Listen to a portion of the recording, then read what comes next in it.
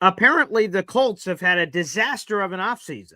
That's great news for the New York Jets. We talk about it. Boy Green Daily starts now. I'm going to lose my gosh darn bananas. Boy Green Daily starts now. Zoinks! Boy Green Daily, Boy Green Daily, Boy Green Daily. Let's go!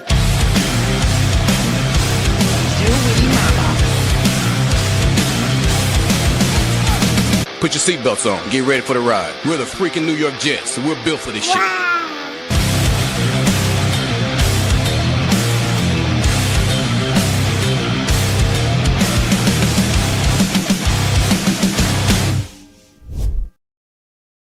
What's going on, everybody? I'm Paul Eston Jr., a.k.a. Boy Green. I'm the New York Jets digital reporter for Heavy.com. Welcome to Boy Green Daily, a daily New York Jets video show, also available wherever you get your podcast. Man, we got a jam-packed show. A lot to get to. First off, I'm wearing the Jets baseball jersey. I start my Syracuse Mets job today, which I'll be working in between all my other jobs and things happening here. So opening day for the Syracuse Mets, which are a AAA affiliate of the New York Mets. I won't wear any Mets gear, but hey, I'll wear Jets baseball gear, which is sort of a close second. So appreciate that out in the audience. And again, we'll have some other promotional material coming up in a little bit. But let's welcome in my spectacular superstar co-host, the real reason that all you guys are here on a Friday morning, a little after 7:30 here on March 27th. He is the author of that book over my left shoulder, Beyond Broadway Joe, the Super Bowl team that changed football, baby. And let's bring him in, and a very interesting topic for old Bob Lederer today as he enters the football podcast octagon here. Let's bring him in. It is B.O.B. Bob Lederer. Bob? Good morning. Between your intro music and the coffee. Sure, of course. Ready to go. And, okay, as a Mets fan, I'll accept that you're at least wearing a Jets baseball jersey. Yeah, gee, I thought you would really appreciate that. And I'm going to be asking you a lot of questions as the season goes on with the Syracuse Mets. Give me the inside. What's really going on? It will do. We'll off the air, but just of course. Me. Yeah, I'll give you the pipeline. I'll probably be in the studio at least 4 days a week. Most of the time, 5 days a week. So I won't miss many games this season. I'll be there for most of them for the Syracuse What do you Mets. do, the pregame and the postgame? What do you do for them? So I do a little bit of everything. I'm a board op guy behind the scenes. I also do the postgame show. So if people listen to the broadcast, you'll be like, wait a second, is that Boy Green? It sure as hell is, baby. So and if somebody if any of the announcers who regularly do the games are just not up to it that night, does BG ever kind of squeeze his way in? I'm always in the bullpen. So whenever they're ready to call the arm, I can warm it up, loosen it up, and dive right into the deep end. Of me. Yeah, that's right. Mm-hmm. Yep. See, I do have to do those sort of voice setups before I get on air, and it's pretty spectacular. Now, Bob, I saved this topic for you. Wow. Thank you. And sorry for Bobby Jr., because I assume you're not going to like this at all. I hope he's listening. I should arouse him from bed and make sure he's listening. Yeah. By the way, I voted against the trade yesterday. Yes, and rightfully so. That was a trade that got a lot of interactions. Too much of a drop. If it had gone from 2 to 5 or 6, okay, but 2 to 13, not. And why would? And even more importantly, before we get to the Colts, which would be even more important. Yeah. Why the Rams so willing to give up so much trade capital to get one player? Who's that one guy that they feel is a real difference maker? And whoever that is, I'd love to have that difference maker, sitting on our sideline.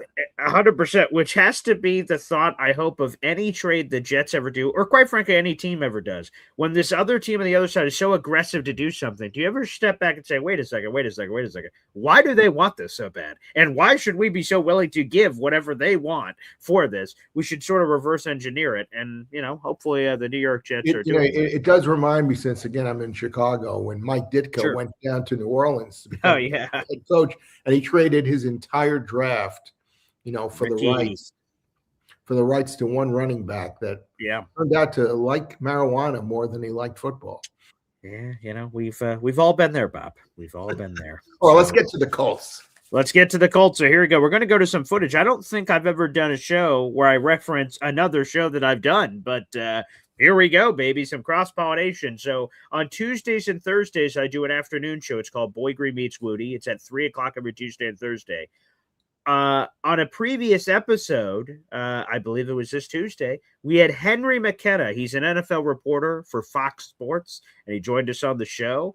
And at a certain point, I asked him about the Indianapolis Colts. I'm sort of curious his temperature since the Jets hold their first-round pick in 2027. What kind of job does he believe they did? Well, let's go to the footage, and he'll tell you himself. But everything you know right now here on March 24th, do you believe the Colts are going to be good?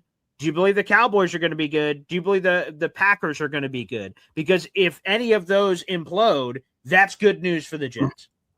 One of my favorite ones I have a few favorite assets as far as the Jets go. I love Garrett Wilson. Like I just love him. But maybe behind him, it's that Colts pick. I think the Colts could be an absolute disaster this year. We saw them going off the rails even before Daniel Jones suffered his injury. Speaking of moves that smack of desperation, the entire Colts offseason has looked like an absolute makeup session. Like they're just doing everything they can to look like they know what they're doing. And I don't see a clear plan I don't see a coherent plan for 26 and 27. I see them committing big money to Daniel Jones in 26. And he's a guy that's coming off not just an Achilles injury, but a broken lower leg, right? So we're talking about two major injuries to a quarterback's lower body. That's the kind of stuff that doesn't take 1 year to recover. It takes 2 years to recover. So for them to make a long-term commitment to a guy that is almost definitely going to regress and a guy that didn't have a lot of room for regression in his game in 2026, I don't know what they think is going to happen next year, except for them lose a lot of games. And they've committed a lot of money now to this vision from Ballard and Steichen that, again, I don't think if we're looking at the future and it goes sort of like I see where the quarterback situation ends up negatively impacting 26, I don't think they're going to make it to 27. And so then what happens? You guys know, unfortunately, as well as anyone, what happens when a desperate organization starts to they try to push too many chips onto the table and the risk ends up burning them for the next organization having to foot the bill. So I think that the Colts are in a really bad spot. I think that could be obviously to the Jets' advantage, where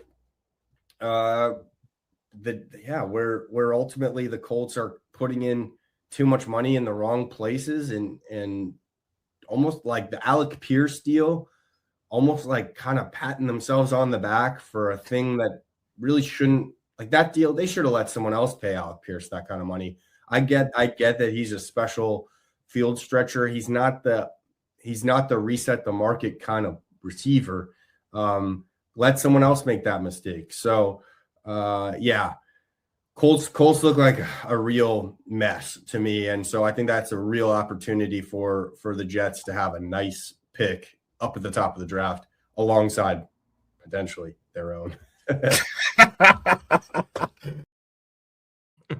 Well, that part I didn't enjoy too much, but thank you. You know what's great about this show for you, BG? What's that? You don't have to be Walter Cronkite being dispassionate and sitting there and going, that's really interesting. You can go. Yeah. Oh, yeah. When he was saying, oh, man, the Colts are going to be terrible, I'm like, woohoo.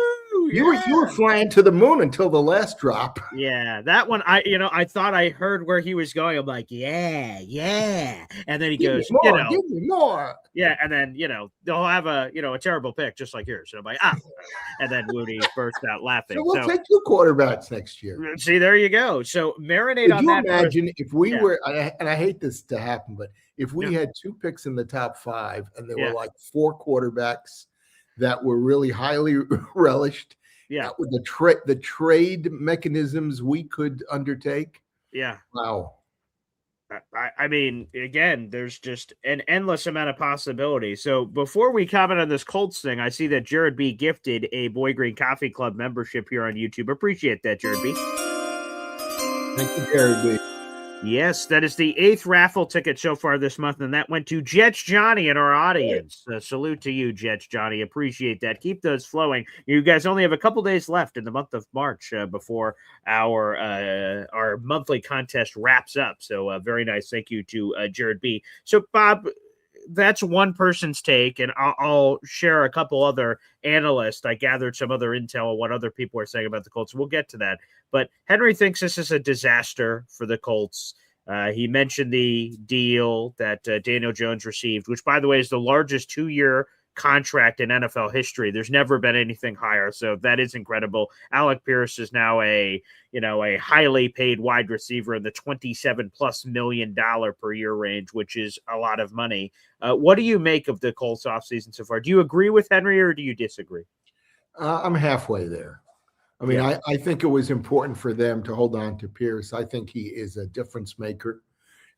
Having somebody else pay him the money, to me, doesn't make sense. I might have put one of the tags on him so that if you wanted him, you could get him, but you'd have to give up quite a bit to get him. And the Colts might have been able to do that. They might have been able to get back, a decent one plus more for Pierce. He's that good a player. What he didn't say that strikes me is who's the backup? Because they want to trade Richardson. Not that he's a terrific backup, right? But at least they have somebody there with a little bit of experience, parts of 2 seasons. But they didn't go out and get the best darn backup quarterback you could get as extra insurance, just in case Daniel Jones can't go or can't be close, to his full self. And that's where I think they fell down. Now, I don't know what Bobby Jr. thinks, but that's what I think. Yeah, by the way, real quick on that, I was thinking the same thing. So I'm like, okay, so Daniel Jones blows out his Achilles. I'm like, well, he's going to miss at least some chunk of next season. Who knows how long? Okay, so they want to trade Anthony Richardson. Okay. Phillip Rivers isn't there anymore. Okay. And I'm like, who the hell else is on this roster? And, well, there are 2 answers to that question, which are right here in front of me. Here we are. 1, 2, 3. Oh my God, get ready for this. The 2 names are Riley Leonard, Notre Dame Golden Domer. A lot of people know him. He got a chance at the end of the year in between all the Phillip Rivers stuff. And then Seth Hennigan, a 6'3" quarterback out of Memphis, who I'm going to be honest, I've never heard of. So that's sort of the room, which again, I don't know what the Colts plan is. Maybe there's a, see what happens with the Steelers, right? Is Aaron Rodgers going back? There's still Kirk Cousins out there. Could they just pivot to a Kirk Cousins or something? I don't know. And would Kirk want to go there knowing Daniel Jones would immediately take the job back? So I'm not sure what their plan is. But I would say this to push back on Henry. I agree with you. I push back a little bit on Henry on a couple of things. First off, it was not a long-term commitment to Daniel Jones. It's a short-term commitment. So it was a lot of money, historic money, but short-term, not long-term. So and if he's healthy, he's worth a lot of that money. Oh, yeah, I agree. I think it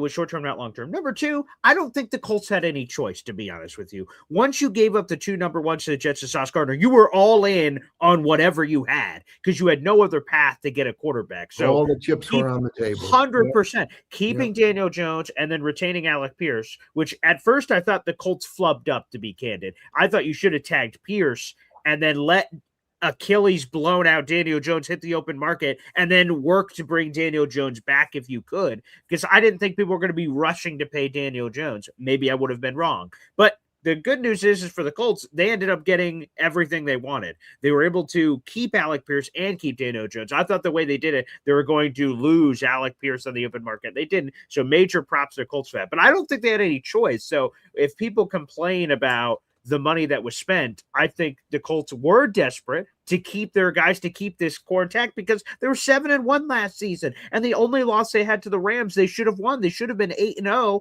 And then unfortunately injuries took a hold of their season and it collapsed. But no, I thought the Colts had to do what they did this offseason, quite frankly. Well, the other 2 things about their season last year is, again, because Bobby Jr. is a Colts fan, so I watch what happens.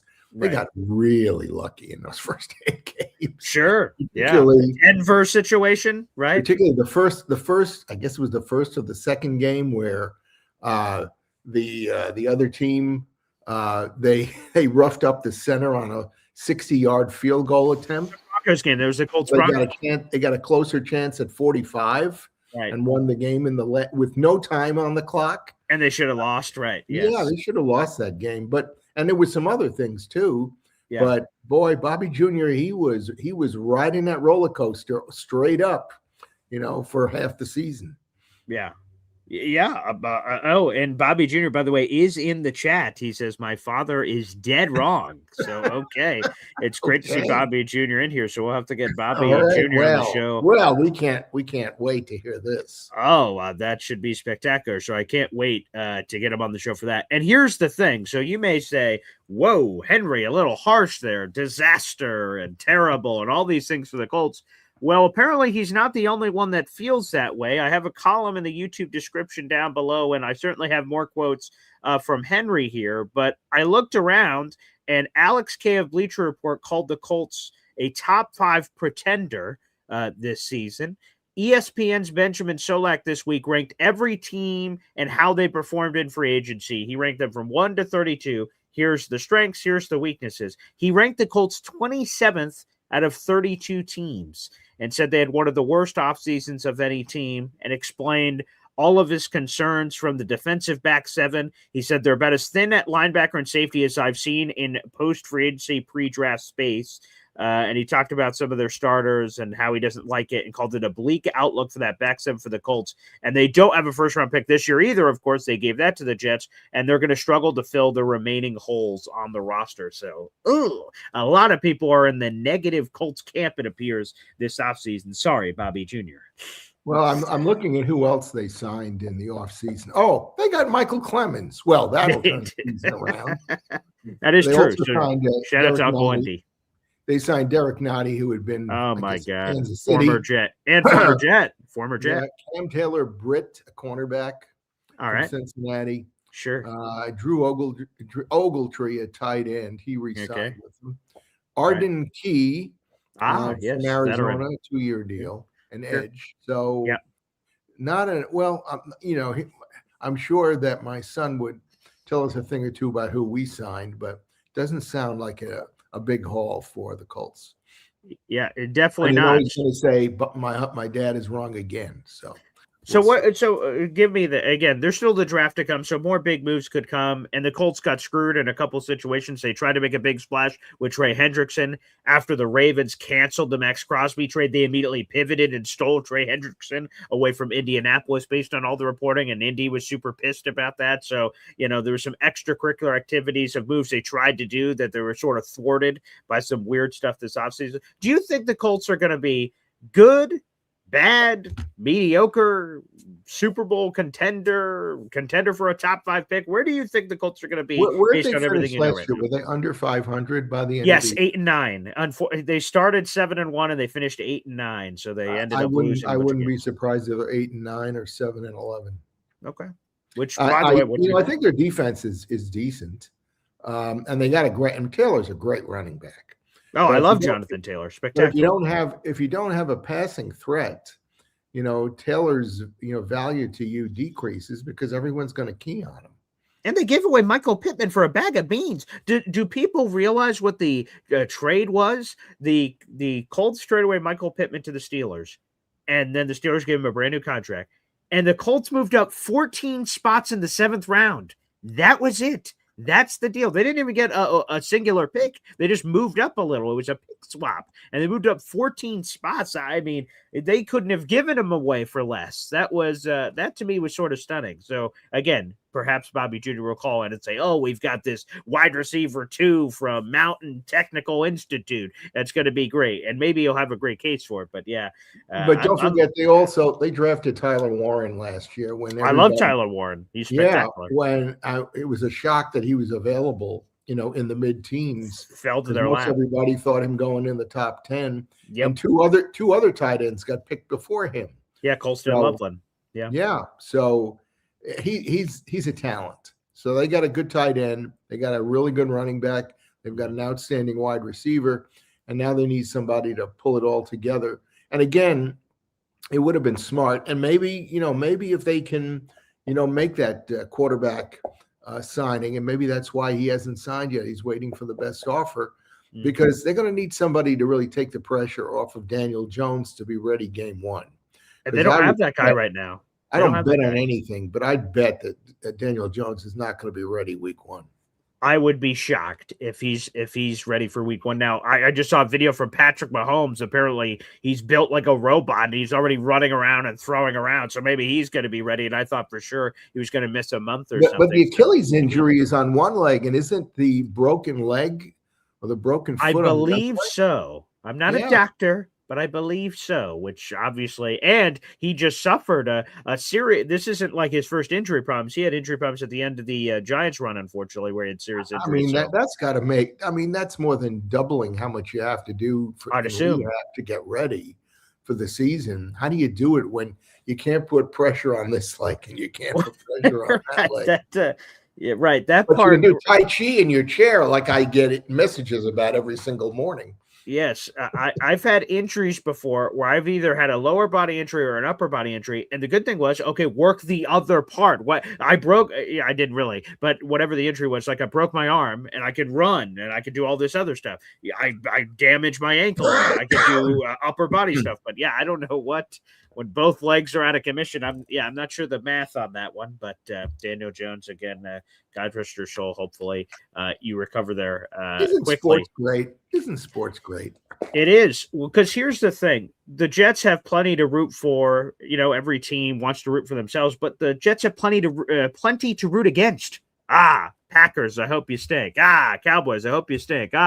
Colts, I hope you stink. So you have plenty to root for and against. Everyone loves a good hate watch. Okay, you get to. But is it malicious to hope their quarterbacks go down? For any fans that do that kind of stuff and have a voodoo doll and are throwing that down the stairs on Daniel Jones, that to me is a line too far. I mean, come on. I'm talking beyond Daniel Jones. I'm talking about the quarterback, and who's Green Bay's backup quarterback going to be? That's a good question.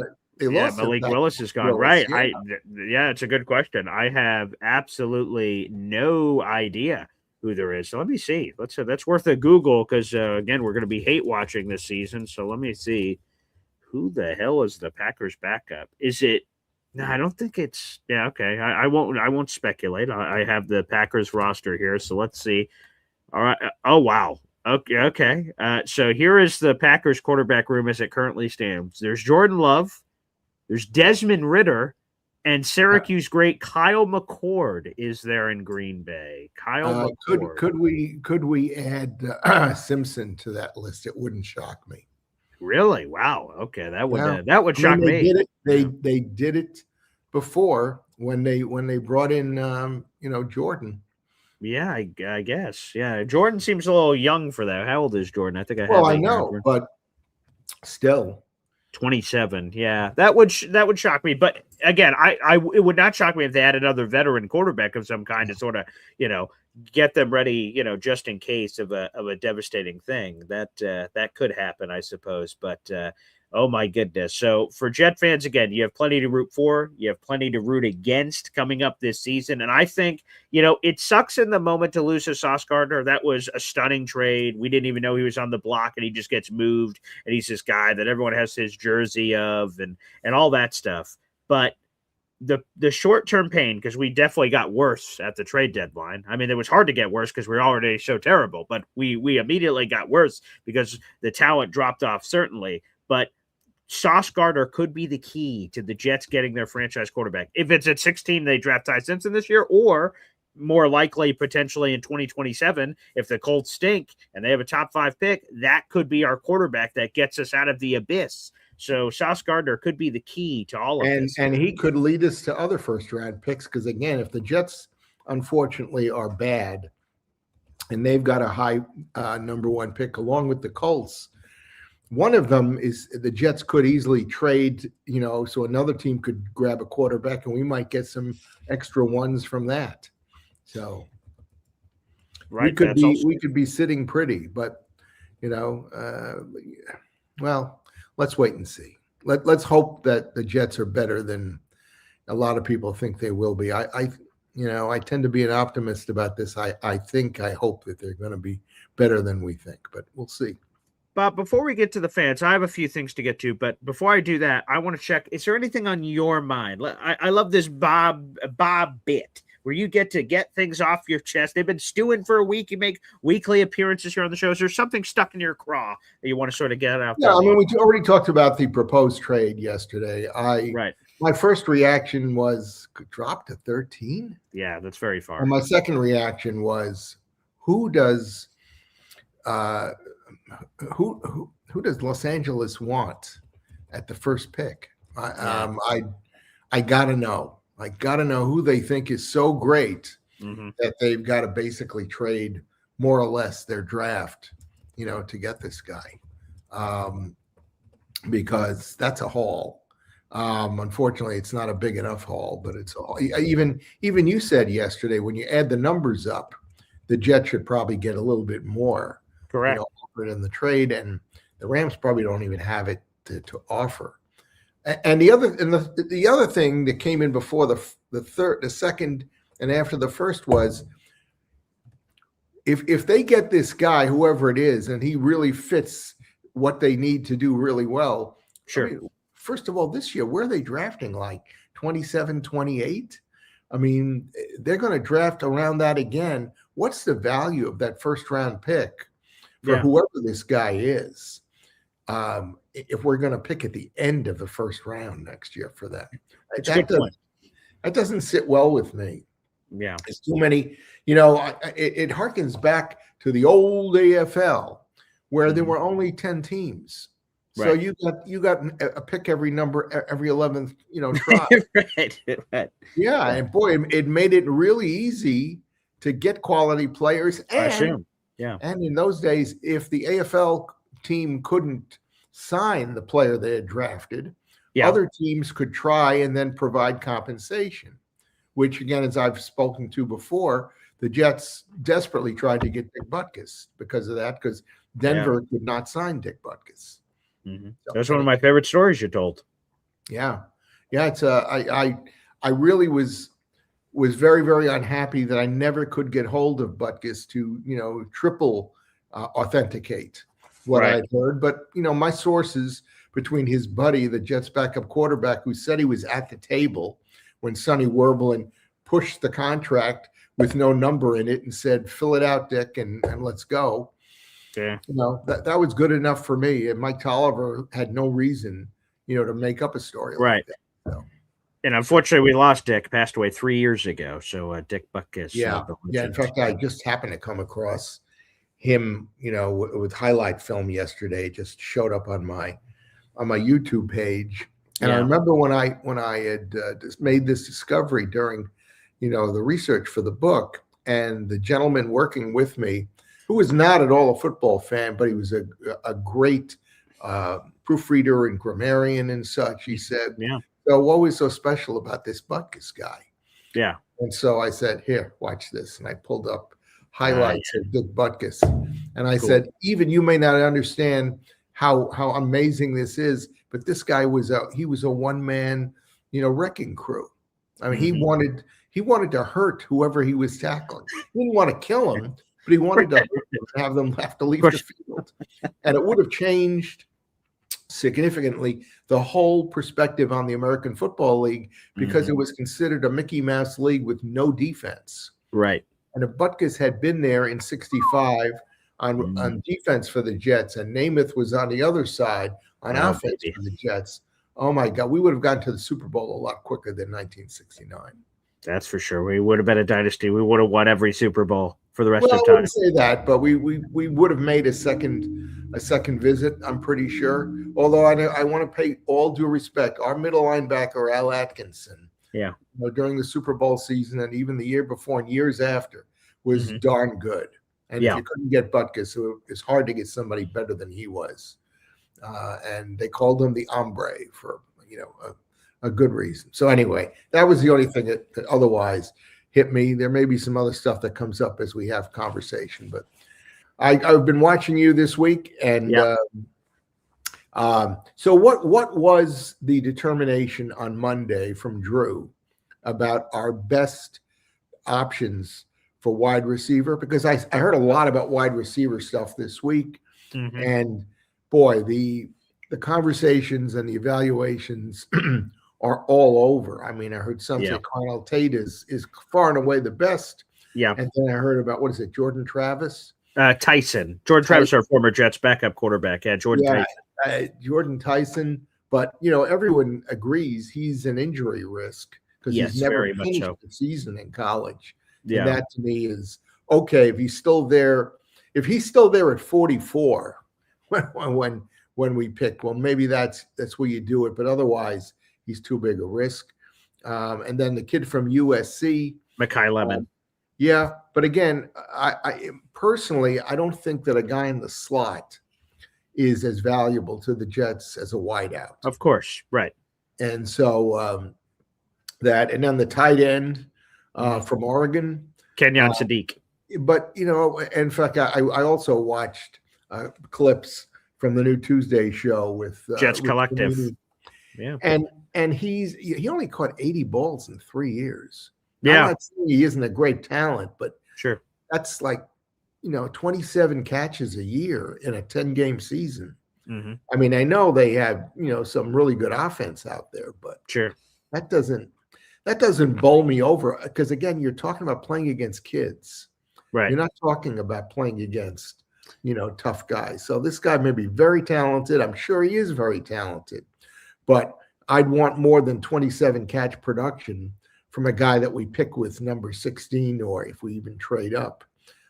So I'm still very much in the dark about who the best guys, who did Drew finally kind of suggest are really the guys we should try to get?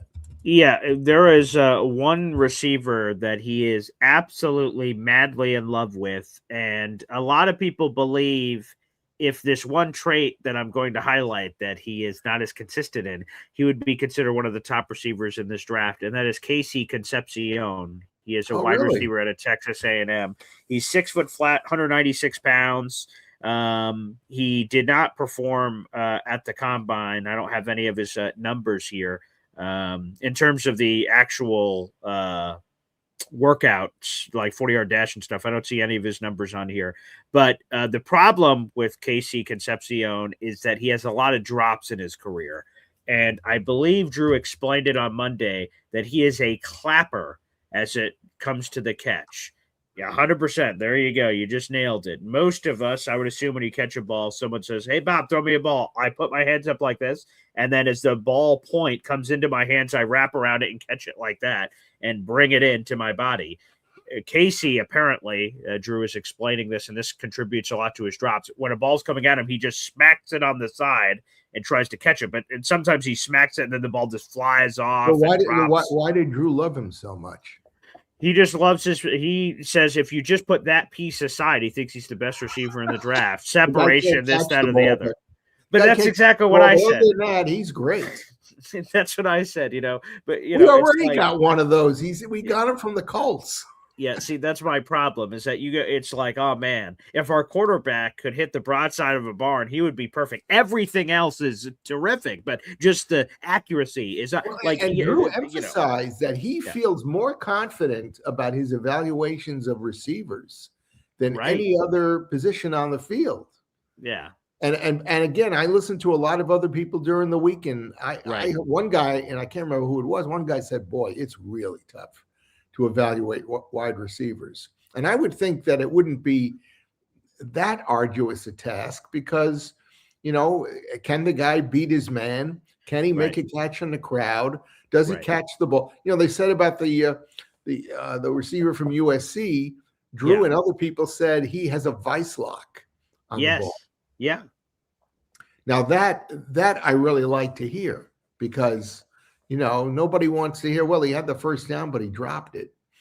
But I guess everyone has warts, right? So McKyleman's 5'11", and apparently he's only a slot guy. So you put that in a bucket. Casey Concepcion couldn't hit water if he fell out of a boat. Well, that's a bit of an issue. And then you just start filing through these guys. They all have their own problems. What's with Tate? Because I've seen Tate as the first pick in a lot of mock drafts. People are questioning his real speed. He ran like a 4.52, 4.54 at the 40-yard dash, and then he refused to run the 40-yard dash at his pro day, and he just said, basically that's overrated, and he named a bunch of like he was going to do it, and then his agent said you shouldn't do it, and so he didn't. And then he's being evaluated as a number 2 receiver because that's what he was at Ohio State. Right, and Drew argues that, anyone would have been a wide receiver 2 at Ohio State because Jeremiah Smith is so good. So, he doesn't put a lot of stock into that. So, again, but everyone sort of has their own bugaboo. But, his favorite receiver of choice is Casey Concepcion. And if you depending on a surprise in the first round, that kind of receiver, I assume, would be available at 33, or Denzel Boston potentially if he's still on the board. Omar Cooper sounds like he's rising up the board, but if you don't take receiver at 16, there's a world where maybe one of those other doors, in theory, you could sort of. So yesterday, when you were with Woody, you were holding not yesterday, but the day before with your buddy. Up there in northern New York, you were doing a Jets and Giants mock draft. Oh yes, Jim the Man. Who did you have the Jets taking at 1-16, or did you make a deal? I made multiple deals. I traded up and traded down. Let me see. I think I have the graphic here. I do. Okay, here we go. Here's for those of you who missed it on the Wednesday show at 11 o'clock. I did my first mock draft. I have not done a mock draft this season. I've let other experts come on the show and I'll talk, but they make the pick. So this was my first mock draft, and here it is. Show it up here on the big board. I traded up, I traded down. So number 2 overall, I took Arvell Reese, the Ohio State defender. At 16th overall, I took Vega Ioane, the interior offensive lineman at Penn State. I traded back into the first round to 19th overall to go get Jordan Tyson. And what did you give up there? I had to give up the 44th overall pick and our second and third rounder in 2027. Ooh. Yeah. So you're really counting on those first round picks. And then at pick 33, I traded back and got back a second rounder in 2027 to make up the difference. And I took Jadarian Price, the Notre Dame running back. Now, I want to put all cards on the table here. This is the draft I did, and I live and die by it. However, unfortunately, we're going through the mock draft. I couldn't pause the draft fast enough. My initial plan was Arvell Reese at 2, and then let's see who's dropping, and then I'll trade up from 16 instead of trading back into the first round and giving up all this 2027 stuff. I didn't want to do that, but I couldn't pause the draft fast enough because the guy who ended up falling that I would have moved up for was Carnell Tate, fell to 10. I went, 16 to 10 isn't a massive jump. I can move up, get another Ohio State player, and then I can move around and do some other stuff. Unfortunately, I couldn't, so I had to adjust. Where did Simpson go in your draft? I believe he went in the second round. Oh, really? After we picked in 33? Yes. Wow. Yes. Yeah. So I guess I could have taken him. So Jadarian Price. Yeah. It was a 50th. So we traded 33 to the Lions for pick 50. Yeah, because right. I was trying to make up the difference of doing it. But again, like I said, in a perfect world, if I could redo this again, which I'm sure I will redo another one, I'll try to move up from 16 and grab somebody that's fallen. Sonny Styles, Caleb Downs, Carnell Tate, whoever it is, someone's going to drop into that range. I'll move up from 16 to go get that guy. And then move down from 33, try to hold on to that pick and make up the difference of whatever you're giving up. So hopefully that all works out. So yeah, that was and who did the Rams pick in that draft? They took wide receiver. I believe it was Mekhi Lemon. Mm-hmm. Okay. Yeah. So I think you did very well for yourself there. Thank you. I appreciate that. I had a lot of interactions, a lot of love. Yeah, I would have been pretty pleased with that. I mean, I love getting that kid, from Penn State. Yeah. Oh yeah, because I love solidifying. I know. He's a guard. Guard to this and guard. I love solidifying that offensive line for the next 10 years, injuries aside. Because this kid is really, everybody is saying this kid is that good, but he's a guard. But this kid is that good. Right. So a couple of things here. First off, folks, we're running out of time this month. So Tuesday the 31st is the last day in March. So folks, here's your raffle prizes this month. Okay, I'll throw it up here on the screen. Okay, and then I'll show you in person. So we've got a couple of items this month. If you spend $3 on the show, if you're watching on YouTube, you hit that little money sign. You have a bunch of options that pop up: gift channel memberships, super chats, super stickers. Every time you spend $3 on the show, you get a raffle ticket for a contest. On the first of every month, we spin the wheel and it's at random. If you have one raffle ticket, you have one shot. If you have 20 raffle tickets, you have 20 shots. So the more raffle tickets you have, the better your odds are. But I suggest to everyone out there in the audience, $3. The items you receive are always worth more than $3. So you're always getting more if you end up winning it. So here are the items. I'll go full screen here. Actually, my kids came through. Never mind. All right. Well, I did have everything. A little one got a haul, huh? Boy. Well, that is that down here somewhere now? Oh, geez. Wow. That ruined everything. I had a perfect box put aside for everything that I had for all the presents. Well, all right. Use your imagination, folks. That's why you gotta love your kids. Yes, that is true. So, sorry, folks. I have been showing it every day because I had a perfect box right here. So let me ask you again about the children Simpson. Came through. Yeah. What do you think? What do you think about some of the evaluations now, particularly what's his name up in Connecticut, who thinks that Simpson is better than Fernando?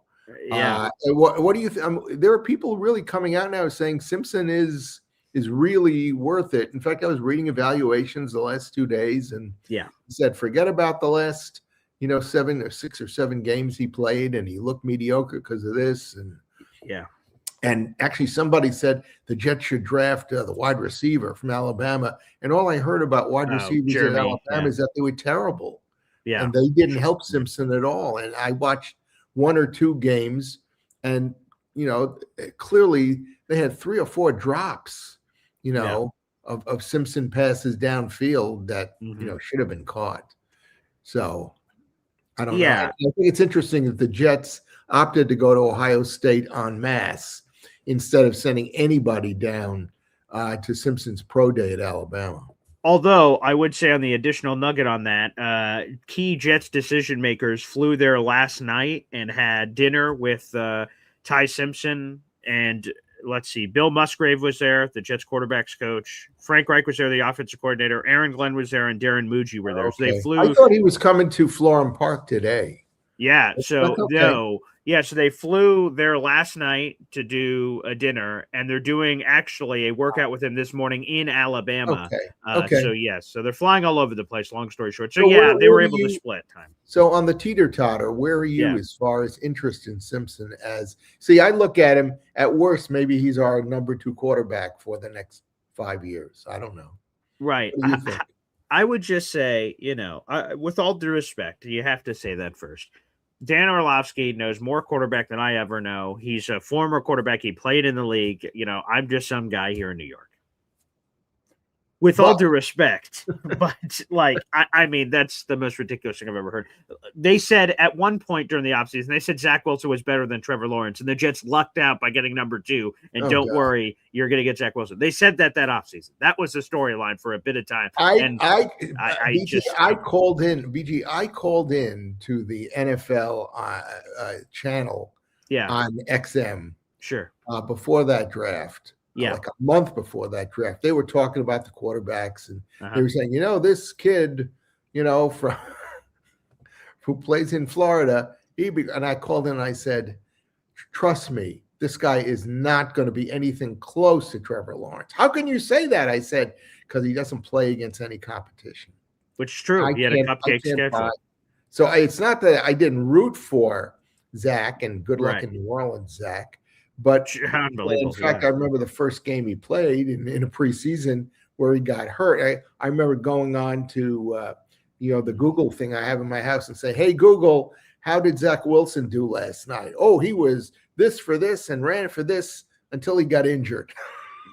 He just again, in the preseason against the Eagles is when he did it. He rolled out to his right, and he should have just slid like any normal quarterback. It's a preseason game, but he tried to dance, and when he planted his foot to try to wiggle, he got hurt and then missed a chunk of the season, and then it just was a disaster. So, anywho, on Ty Simpson, just in general, yeah, what is this? Let me see. My cell phone just answered me when I said, "Hey, Google." Oh, see, that's pretty impressive. Look at the Bob Lederer household. That's pretty good.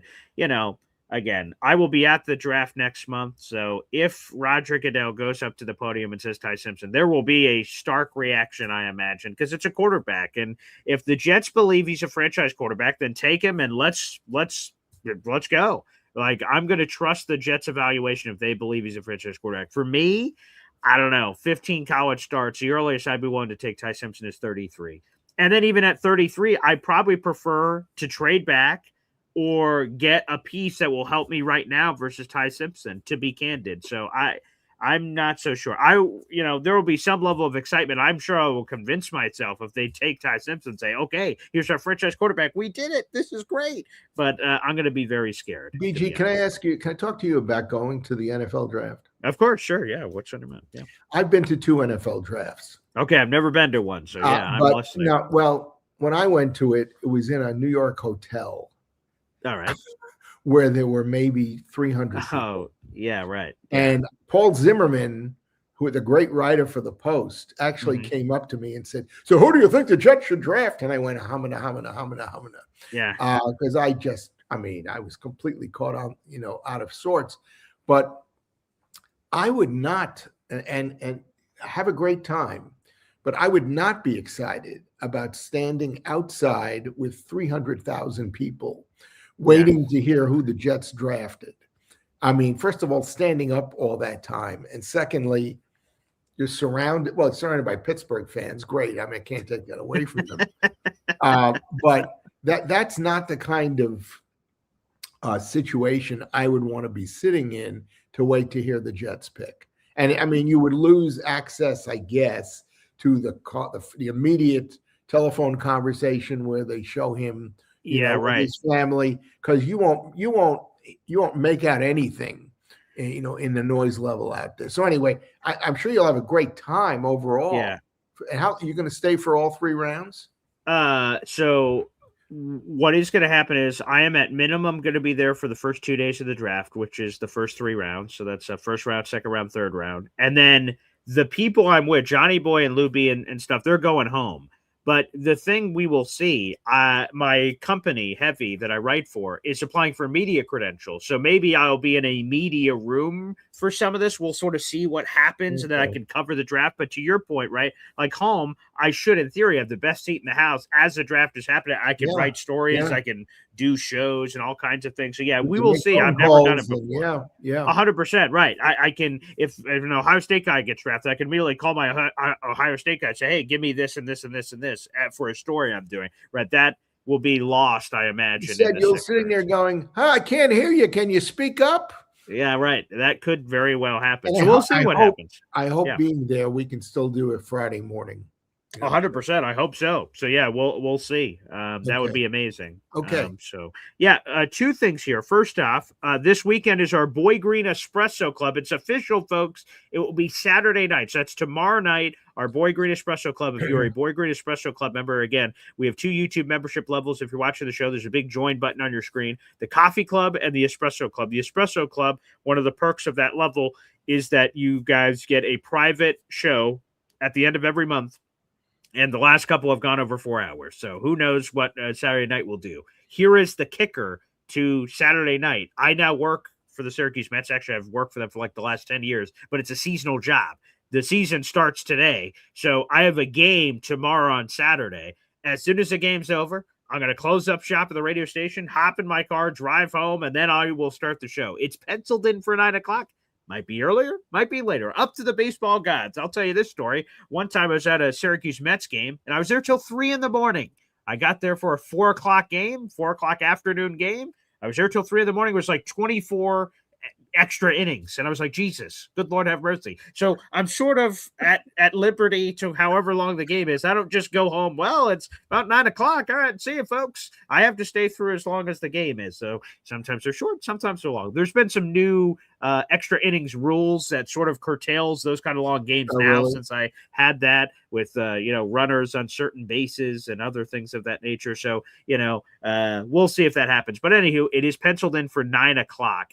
So we will see you guys there for that meeting. Just wanted to make that official. And aren't they playing Saturday afternoon, or are they playing Saturday night? Saturday afternoon. I believe first pitch is 4:05. Oh yeah, so you'll be done by then. So yeah, it should be done by then. But pitching at AAA is bad enough that one team can basically blow it out. Yeah, we'll see if we could go right through that. And then we have this, Bob. So we'll do this show for another hour and 20 minutes or something, because on this same channel, we're doing something special at 10 o'clock live today, Bob.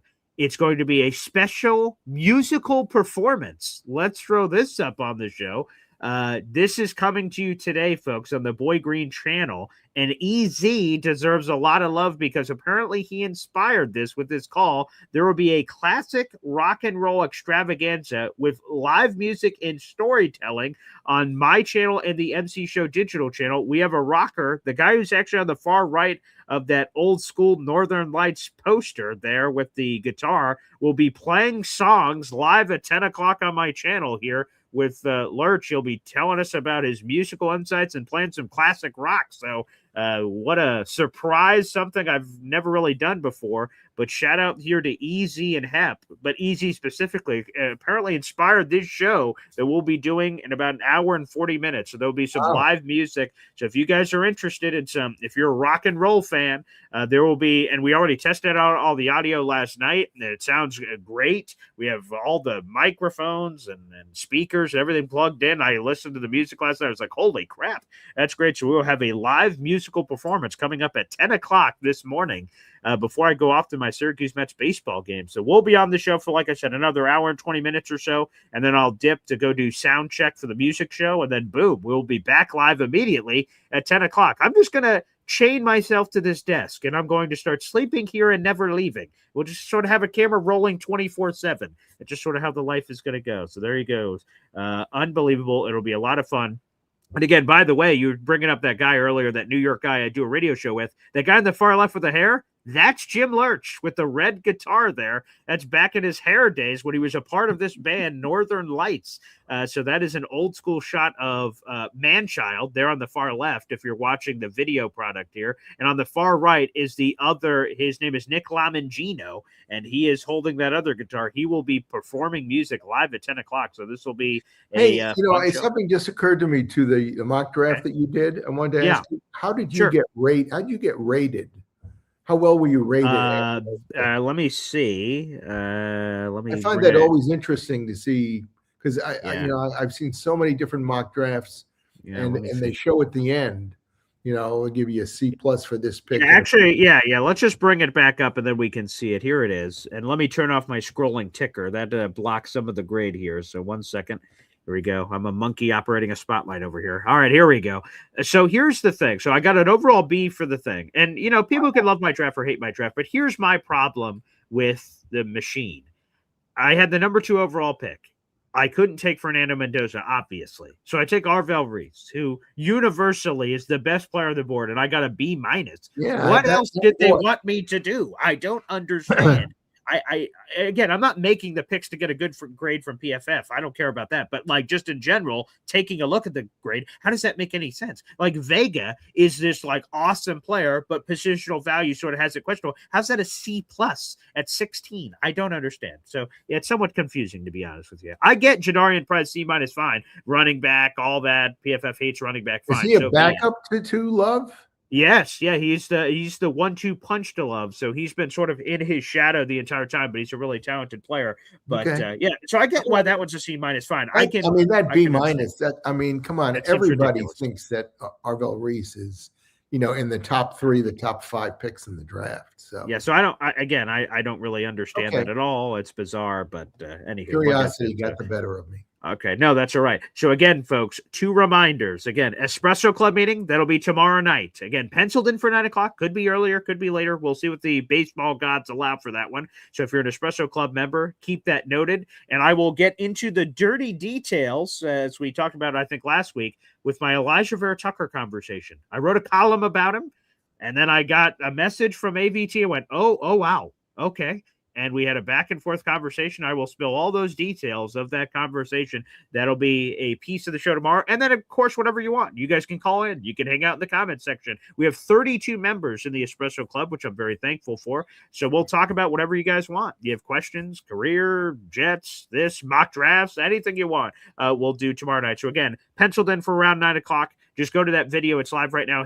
Click notifications on. And when that video goes live, you'll be notified. And then again, at 10 o'clock, a rock and roll extravaganza. This is for real. This is not a joke. At 10 o'clock, live on this channel and the MC Show digital channel, we will have Nick Lamangino, who is the guitarist on the far right there, playing classic rock music. We'll be telling stories about the bands and our favorite bands and all kinds of stuff. So it'll be a musical performance live coming up at 10 o'clock this morning, a very special show. So we'll be live on this show for another hour and 10 minutes or something. And we're about to open up the phone lines to all you in the audience. I highly recommend you guys all tune in. You guys can get involved in the comment section of that music show, and feel free to get that cooking. Before we go to the phone lines, you know what super chat we get every single Friday from Jake Asman of his brand new show, Jets Collective. Wow.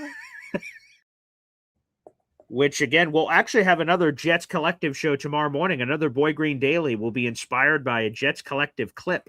So more on that coming up tomorrow. I'll drop a column and the column and the piece from Jets Collective. I'll be dropping both of those tomorrow morning right before the show, and then we'll do a deep dive on another Jets Collective. So that'll be who do you 2 think Jets has more Collectives. energy, since you're both working, seems 24/7, you or Jake? Or is it a tie?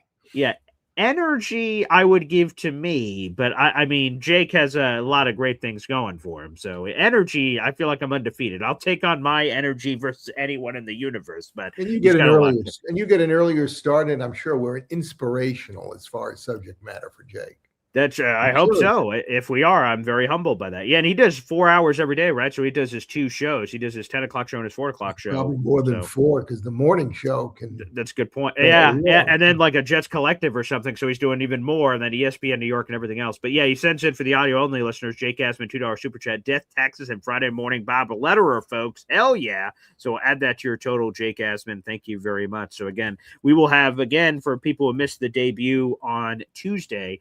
We did a Jets Collective show earlier this week on the Kenyon Sadiq comment from Rich Samini. We will have another Jets Collective inspired show with my pop tomorrow morning. I hope you guys tune in for that. That should be a lot of fun. So thank you to Jake for that. All right, without further ado, let's open up the phone lines. We'll try to get to as many questions and comments as we can before that live musical performance coming up at 10 o'clock. It should be a real hoot. So hang on tight, everybody. We'll be back after this. 1, 2, 3. Whoa! Bugging daily, bugging daily, bugging daily. I'm talking Jets football, man. Bugging daily, bugging daily, bugging daily. The New York Jets Football Club. Offense, defense, special teams, watch Jets football with Boy Green. Everyone, J-E-T-S, Jets, Jets. Boy Green, bugging daily, bugging daily, bugging daily.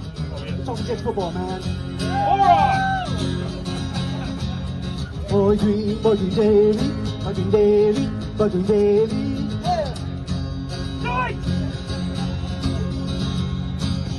Offense, defense, special teams, watch Jets football with Boy Green. J-E-T-S, Jets, Jets, Jets.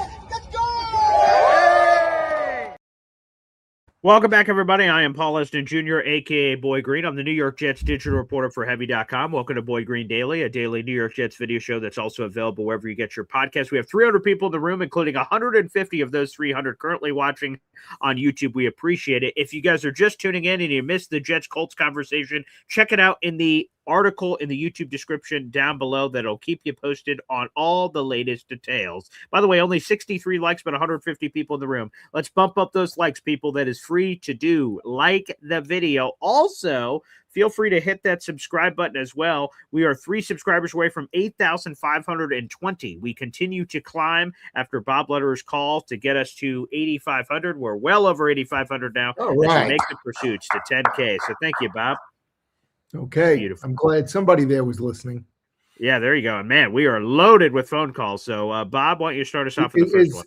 Is Bobby Jr. perhaps in that list? I do not see him on this list. Okay. Well, then here's Hep. Okay. See, so that was the only one that would have beaten Hep. Nice. Hey, Hep. Good morning. Guys. Hey, what's up, man? Bob, you were asking about who the Rams would come up for. The Rams were going to come up for Jeremiah Love. I guess they're going to try to replace Marshall Faulk. Yeah. They're trying to replace Marshall Faulk. That's my guess of the whole thing, Yeah. Yeah. This kid is he's gonna be probably the rookie offensive player of the year. Oh yeah, for sure. Yeah. Oh yeah. He's the real deal. Injuries aside, of course, that could sideline anybody. Mm-hmm. Hey, Paul, I was thinking you should definitely move up to one of those rooms upstairs. Take it over. Make that the studio. Yeah, I've thought about that. Like I said, right now it is it's been taken over by all the children. They've made it into like this dinosaur like playroom, which is cool. But there's plenty of rooms up there, so there's multiple rooms that I could move this to. Yeah, I think it would be you can close the door. There's nobody getting into your crap and stuff. That's true. Right. Yeah, that's true. Then they would be crawling on the outside, knocking on the door. Daddy, let that me in. Too. I have heard that before. Anytime I go into a room and my child does not have immediate access to it, Dad, what are you doing in there? Dad, and I'm like, Jesus, good Lord, give me a minute. For the longest time in my business, I had a door. And on it said, "Shh, be quiet. I may be taping." Oh yeah. And my wife pointed out to me, the kids can't read it. Oh well, yeah. There you go. What, Paul? We'll get you one of those red lights to say, studio on air. Yeah, right. I like that. Yeah, that's good. Yeah, let's get that. That's a good investment. I like that. Bob, I like the wide receiver, Denzel Boston. Yes. Like on the second Washington. Yeah. He only had 4 drops in 4 years. He's a big body. And he's a big guy, but he's very smooth out of his cuts and stuff. What kind of speed does he have? He's not real fast, but he's more of a position, more of like. Is he a possession receiver? Yeah, bigger guy, 50-50 and stuff like that. And and how many catches has he had in the 4 years where he's only dropped 4 balls? Yeah, let me check that. I could get all those stats right here for you. Let's take he's 6'4". He's from Washington, is where he's been. I'll give you targets too, because I think that's a good number when we're looking at some of these when you compare targets to drops, right? Because if he was targeted only 4 times, then 4 drops isn't as impressive. So yeah, here they are. He appeared in 43 games. He had 132 catches, 1,700 yards, and 20 touchdowns. No, so he played with the quarterback who's now on the Falcons. Correct, Michael Penix. Yep, they crossed over for sure. So okay. He's just one of those guys that's a possession guy, takes it's like we were about everybody was talking about yesterday with the proposed trade with the Rams. Yeah. You'll get a player or players who are pretty good, but are they going to really make a big dent?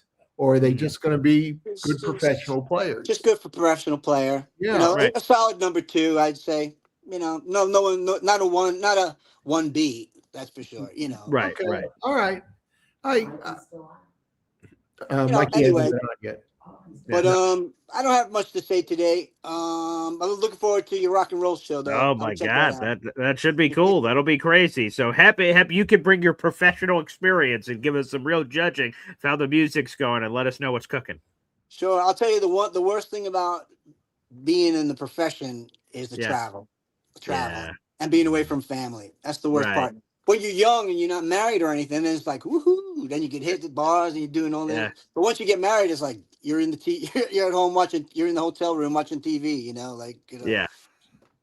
But that's what I also found about announcing when I did a little bit of it in college. Is that you'd sit around all afternoon, waiting to do the game that night. Yeah. The game is great, and the playing is great. You love that stuff, but it's all the other stuff that goes. So it sounds like the same thing for football. Sundays are great, but the practice, the training camps, the 2-a-days, the this. No, I don't mind practice and stuff. It's the bullshit. It's getting on the planes. Is my gear going to be there? You know. Oh, right. Yeah. Anyway, thanks, guys. Good stuff. Appreciate that, Hep. Good weekend, Hep. Yeah, for sure. Let's go back to the phone lines here. Up next is Badshaw. All right, he's back again, baby. It's been good to see some Badshaw stock up here on these shows. What's up, Badshaw? Oh, not much. Bob, good to see you on a Friday. I don't get to call in a lot on Fridays, but I always love to see you. Same here.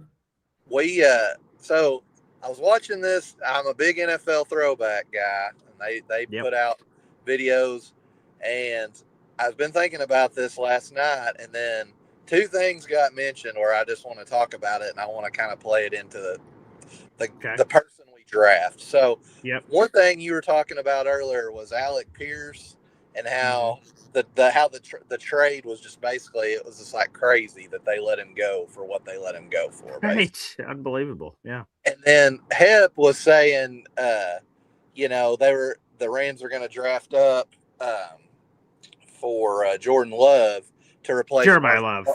Not the Green Bay Packers quarterback. And anyway, I was thinking, because I watched this video last night about Marshall Faulk. And I never realized. So I knew he played, for the Colts, and then the year the Rams went to the Super Bowl, they traded him. Do you know what they traded for him? Oh God, this is a great trivia question. Greatest show on turf. I remember it because I don't you're gonna say it and I'm gonna know it, but this came up maybe 2 years ago or something. I was looking into something, and I was looking at trades of these players that they end up at one spot, they go to another spot, and just it's wild. Go ahead, tell me.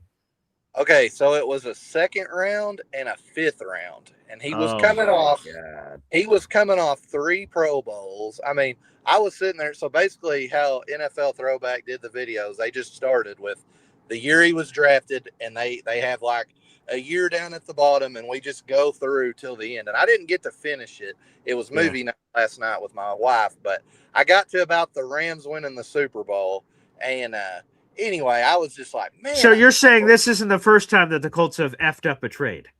Exactly. And I mean, but this is my thing. So I was watching the video, and Marshall Faulk, one of the things about Marshall Faulk was that made him great. And a lot of people, Marshall Faulk is the reason I love football.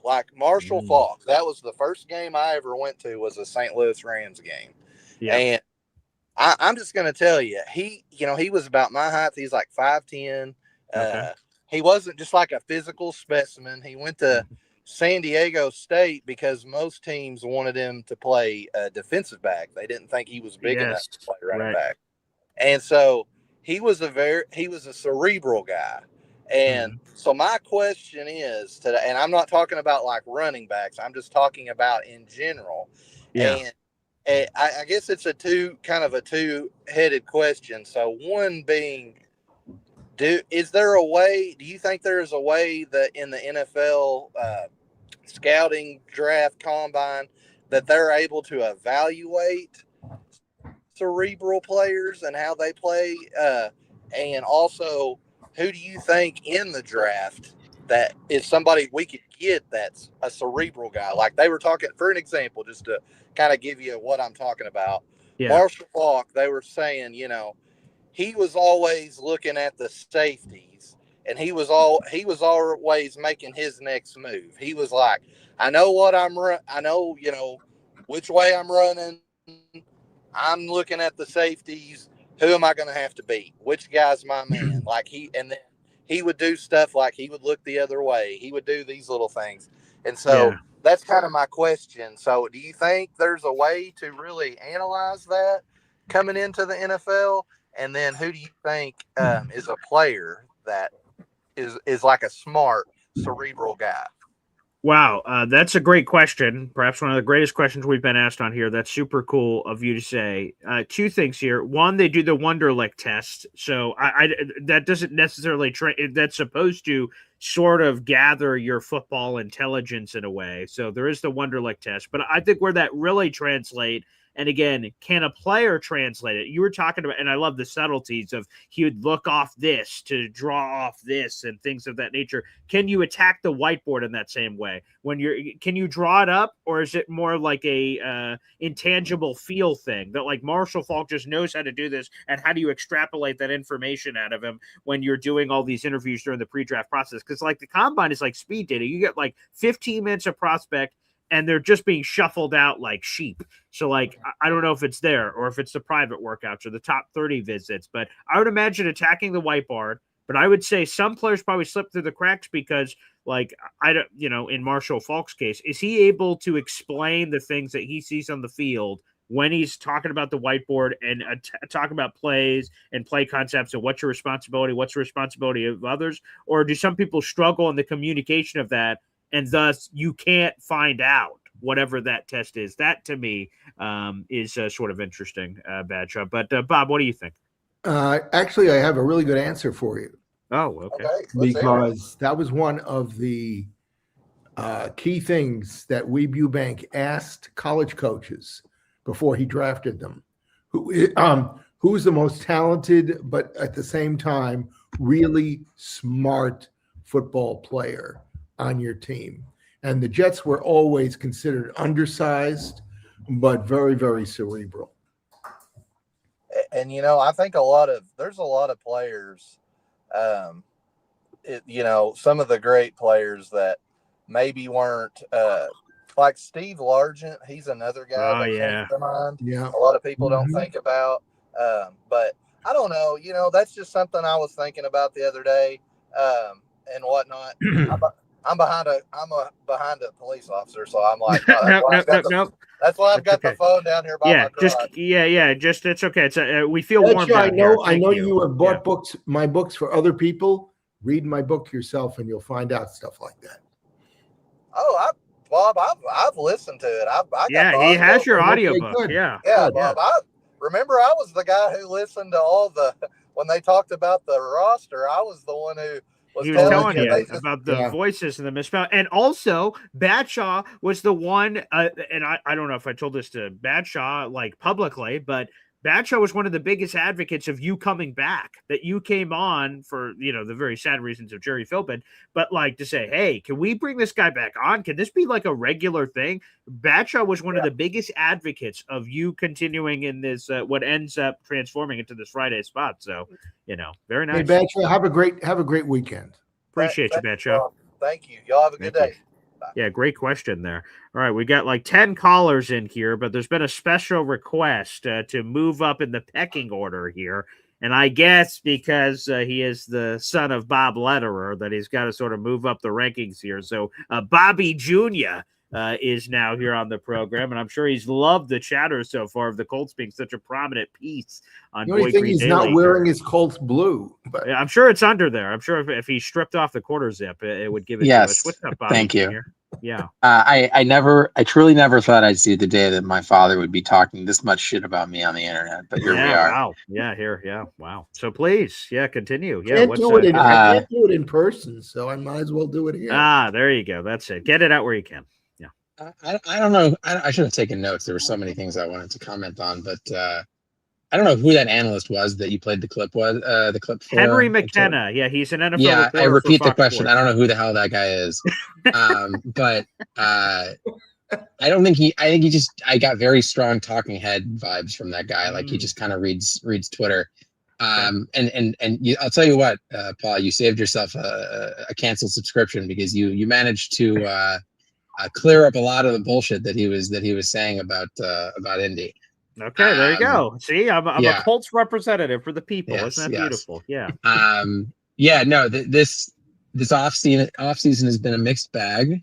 Clearly the Colts got screwed by Trey Hendrickson and the Ravens. Oh God. I still think that the Ravens should get punished for that. it's so transparently that it was so transparent that they Very decided sketchy. they just changed their mind. Yeah. And I hope that probably ends the legal tampering period. But I think the Daniel Jones situation is not quite as bad as people are making it out to be. Okay. It is a lot of money, but they do actually have a potential out after this season if they want to get rid of him if he's not able to play. I think in terms of like backup quarterbacks, I don't think they're in a rush to move Richardson. I think they might, but I think he's a lot more valuable to hold going into the season for a team that gets desperate and needs a guy. I just think that's a lot more valuable than trading him for like a 6 or a 7 or something today. Yeah, I see this. If they move on, it's a 2-year deal. If they move on from after year 1, there's a $35.2 million dead cap hit. So essentially, it'd be a 1-year deal for $50 million. I obviously expensive, but that's what a good starting quarterback costs generally. If you're at least, especially if you're going to have him, on a shorter term deal. Right. I mean, all the reports were that he wanted $50 million, and the Colts offered him a Sam Darnold contract, and that wasn't good enough. So they kind of, I guess, seemed like they compromised. Is he going to be ready the first game of the season? Those are the reports. So at least from what I was reading about Achilles injuries, the most important checkpoint is the 3-month period after the surgery. Mm-hmm. And as an example of the counter, Deshaun Watson was not where he needed to be by that 3-month period, which is what set him back. But Jones, I think, hit that checkpoint, and that was a major part of the contract negotiations. Interesting. So hitting that was important. I think the Colts actually like Riley Leonard as their backup, or even Richardson if he has to for a game or two. I think that would probably be the best case scenario is if he plays a game or two and does pretty well. So you think it's legit? But by the way, Golden Domer. So horns up for Riley Leonard. I love my Golden Domer. So I have a special place in my heart for Riley Leonard. But do you think because again, it seems sort of like a foregone conclusion. It seemed that way outside that Anthony Richardson was going to be moved on from. You think it's legit that he could probably be in that quarterback room, and if Daniel Jones is ready to go, that perhaps Anthony Richardson ends up starting in his place? Yeah, I think. So Ballard has always been a guy who I think tries to do the right thing when it's possible, and I think that he will honor Richardson's request for a trade. It just may not necessarily be on the timeline that he wants or is expecting, because it just doesn't make sense. It doesn't make sense for the Colts to give up a 6 or to give him up for a 6 or a 7, right? Going into the draft today. When potentially his value could be a lot better towards the beginning of the season, and they'll both still get what they want. Sure. But I think the other piece about the offseason that I think some people have commented on, and it's partly why I think there's been a lot of criticism of the Colts right now, is I think a lot of teams are playing the comp pick game. Yes. And the Colts lost a lot of players to big contracts. I think right now they're projected to get like a 4 and a 6 maybe for a couple of their players, and they've let a lot of veterans go. And I think a lot of teams are waiting until that post compensatory pick deadline, which is after the start draft, signing more guys. Yeah, to start signing more guys. So right now. Yes, a 4th and a 6th, by the way, are the current comp pick bingo for the Colts. Kwity Paye lost, Nick Cross lost. Yep. They're projected to get 2 of those. So to your point, if they wait till after the draft, none of those will count. And obviously certain players don't count if they were cut from their team. So I'm not saying they're going after Stephon Diggs, but Stephon Diggs was released. So he doesn't account for the comp pick bingo. So interesting thought. Right. And the other piece is I think there are a lot of rumors that because of Hendrickson not landing with the Colts, they're going to end up making some kind of splash. I don't know how, but I think the name like Grenard is one of the names being floated. Jonathan Grenard. But that obviously remains to be seen, considering but you got Michael Clemens. So you got Michael Clemens. I don't know who you could possibly need other than him. So obviously, that makes sense. That's pretty. So did they overpay Pierce? No, I think you either look, they couldn't afford Pittman and Pierce. They let Pittman go. You pointed out earlier, it's true they didn't get much really back for him because it was a cap dump. He was getting paid way too much for what he was producing. And I think Pierce definitely earned the number one spot after the Colts have basically made him run 50 out routes a game for the last 3 years. And I think he actually, I remember seeing a few years in a row, he had the most yards run per route of any wide receiver in the NFL. He just ran so many go routes, not out routes, go routes, because he's just so fast. And credit to him, right? I'll tell you, and I'm a high school receiver, and I did it a little bit in high school. Like I was mostly a running back, but like running go routes and not getting the ball is fucking annoying. I'm just doing cardio, man. I'm like, what the? Mm-hmm. Like exactly. So if you're a track guy, if that's your specialty, they're guarding against that too.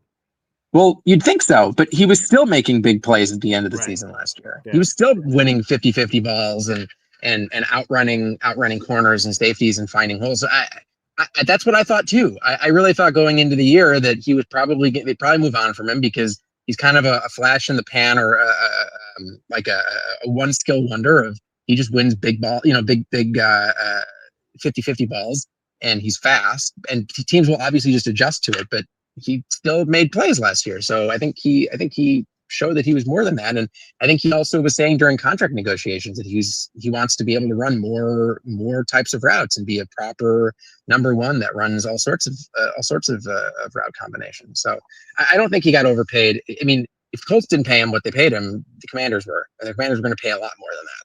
They were going to pay over $30 million a year. But Pierce wanted quarterback stability, and I think he likes Daniel Jones because Daniel Jones kind of ignited his career. So I think if the Colts season started today, what do you think their record would be? I think the Colts might have the highest possible variance of any team in the NFL. That's probably true. I could see them winning. I could see them winning 12 games. I could see them winning 4 games. I could also see them winning 8 games again. It is so dependent on whether they have a quarterback who can play them through the season. I think what that analyst said earlier also, that the Colts were already falling off the rails before he got hurt. It's not true. Yeah, I don't understand that part. Yeah, didn't understand. Yeah, no, there's a very clear point in the season when the season shifted, and that was after he got his first leg injury. Right. And to your point, the point earlier, his Achilles was on the opposite leg. It was not the same leg that he. So both legs are busted up. That sucks. But I don't think that one that's not nearly the same recovery as like an Achilles injury. I think that definitely not. Play on it. I would assume. Yeah, obviously. Yeah, right.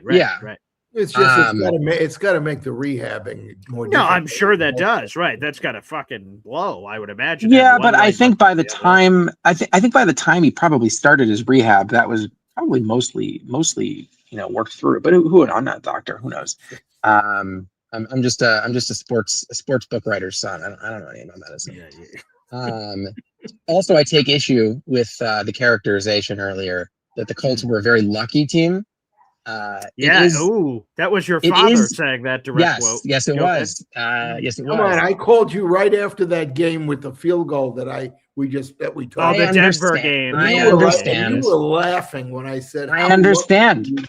I agree with you, but I mean the thing about luck is I don't typically like using that as an excuse or as a kind of we lost Paul. I guess this is just the Lederer show now. It's the Bob and Junior show. Oh no, I'm here. I'm just trying to pitch you guys against each other. I see. Okay. Every team gets lucky breaks and doesn't get lucky breaks. It just happens to be when those things happen. But like Paul said earlier, the Colts were one boneheaded touchdown away from beating the Rams, and then it evens out either way. So. I think every team gets lucky at certain points in the season, and I don't really think that matters too much. So you're a crazy old man. There you go, Paul. You're gonna take that, Bob? You're gonna take that from old Sonny? I was about to say, do we feel smarter? Do we feel more educated than before this phone call took place? I think you should. I just dropped a lot of knowledge on you guys. Okay. Well, Oh wow, Bob! I just feel fans have the fans are saying. Okay, so why don't you lay one more comment to us about the Jets? Why don't you tell us what you think about where the Jets are going into the draft? Who the hell cares? They're the Jets. What do you mean? No, obviously they're positioned pretty well, but they've been positioned very well in the past. They've had plenty of first round picks, and the Jets' specialty is wasting draft capital, and then tanking to get more draft capital, and then wasting that draft capital. But your GM seems like he he's not afraid to make aggressive moves. It seems like he's the one in the driver's seat now, and he's earned a chance to make those picks. So we'll see what happens. Well, yeah, this is his big test. This is the do or die moments. Yeah, that's sure. Yeah, Well, I just got to say, Bobby Jr., thank you for gracing us with your presence. Of course. You've angered the entire comment section, so that's of course that's impressive. I haven't been reading them, but I can only assume that I have unbridled support from everybody. How could you not? How could you not? Exactly. It's Exactly. beautiful. And thank you for giving you. Have a good Shabbos, son. Yeah. Thank you. Have a great weekend, guys. Yeah, there he is, Bobby Jr. gracing us with his presence on the show. Don't we all feel smarter now? I think there's a different S word some fans might be saying in the audience, but we'll leave that to interpretation, I suppose. Next up, Easy in the vest. Nice. Easy, before we go any further, I want to wish you a good Yontif next week. Thank you. Yes. What is next week? Passover.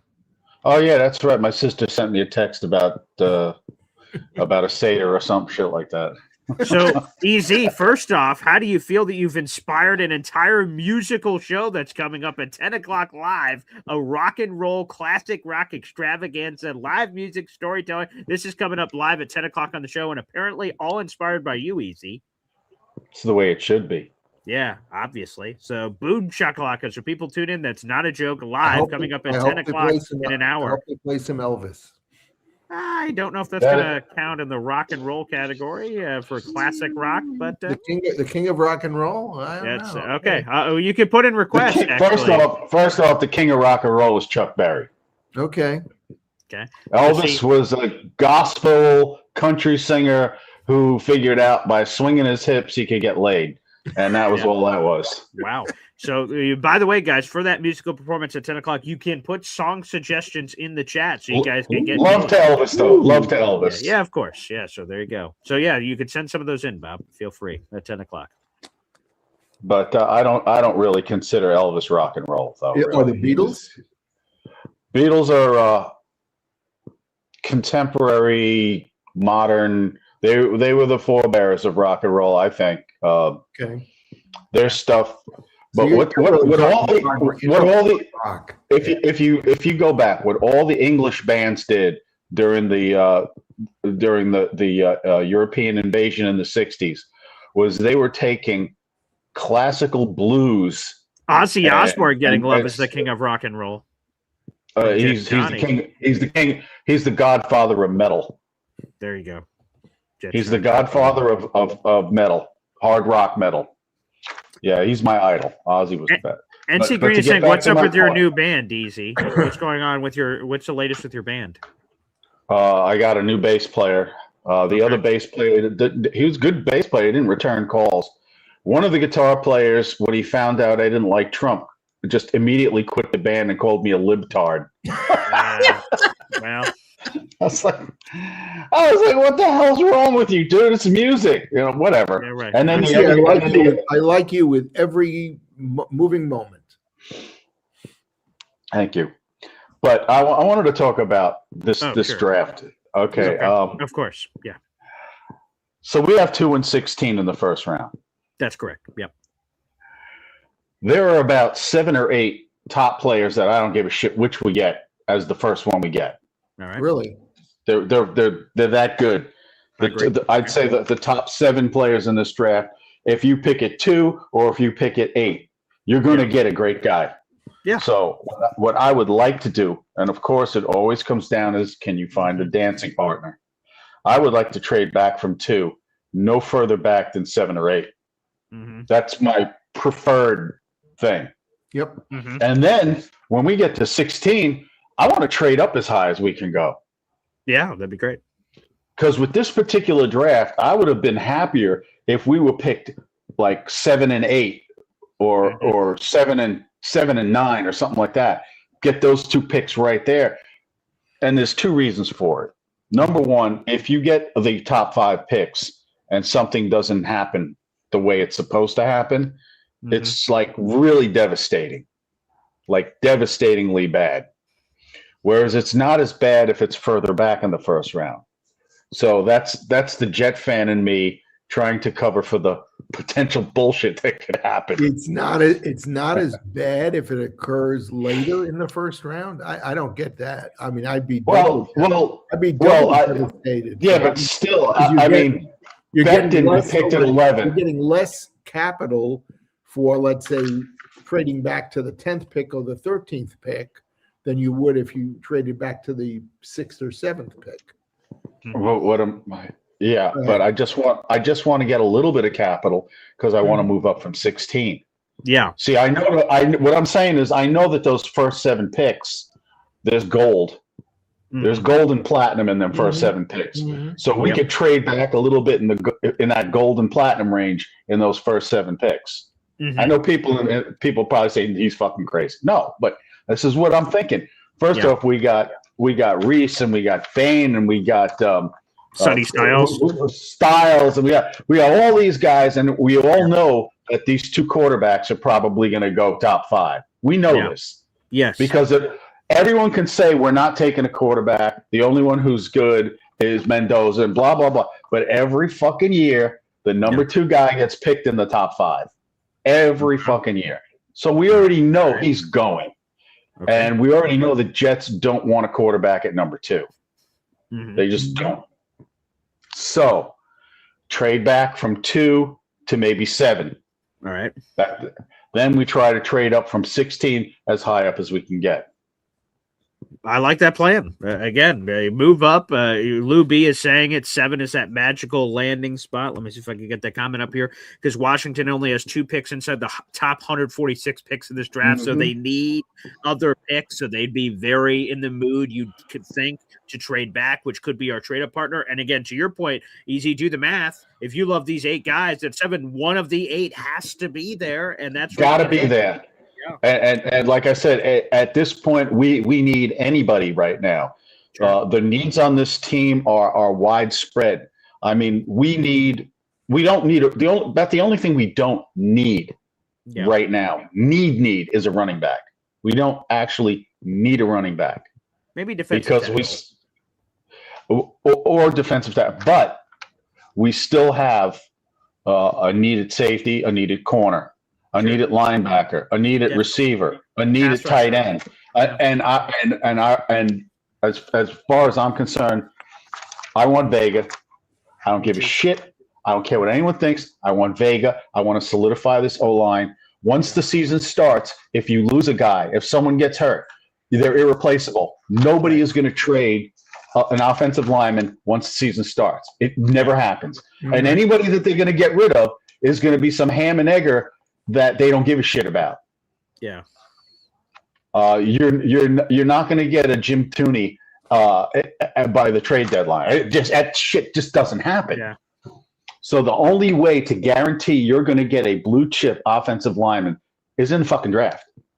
And there's 2 of them out there. There's Vega, who plays left guard, and then who's that other guy? Chase Bisontis? Yeah, and he plays, but he's a right guard primarily. Okay. All right. I want one of those 2 guys. Now, obviously, the second guy, we could probably maybe get him in the second round, like at 33 or 44. Or is it Pregnon? Nate Jets is asking, is it Pregnon? Pregnon, yeah. Oh, right, okay. that's the kid. Yeah. Okay. I want one of those 2 guys because, like I said, if someone gets hurt, or with all luck, if 2 guys get hurt, you cannot these are positions that cannot be replaced during the regular season. Historically, you can't get them. You just can't. But you can always pick up a running back, a wide receiver, someone. You can always get somebody, but you can't get a good O lineman. And quite frankly, without an offensive line, you can't run, you can't pass, you can't do shit. I want him to get a center, in one of the earlier rounds as well. Sure, that'd be nice. Well, we get one next year. It's a good draft. Apparently, it's a good draft for that too. Yeah, but we could always get one next year too. Yeah, but what we have right now is our current center. Myers is his name, Josh Myers. Myers. Yep, that's correct. Yep. Yeah, he's an adequate center. Yes, I think Myers is the type of guy that plays as good as the guys that are around him. When he didn't have good players around him, he suffered because then they would attack his areas. He wasn't rated very highly for his play this year, even though the Jets' offensive line was overall pretty well put together.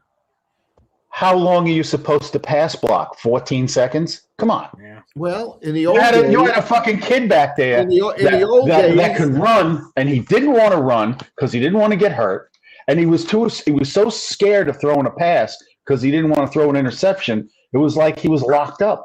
He couldn't do shit. In the old days when Babe Parilli came to the Jets from the Patriots, Weeb told him, "You've got almost 5 seconds to throw the ball." And Parilli looked at him and said, "What are you talking about? I've got less than 3 seconds on the Patriots." And he said, "Well, that's the Patriots."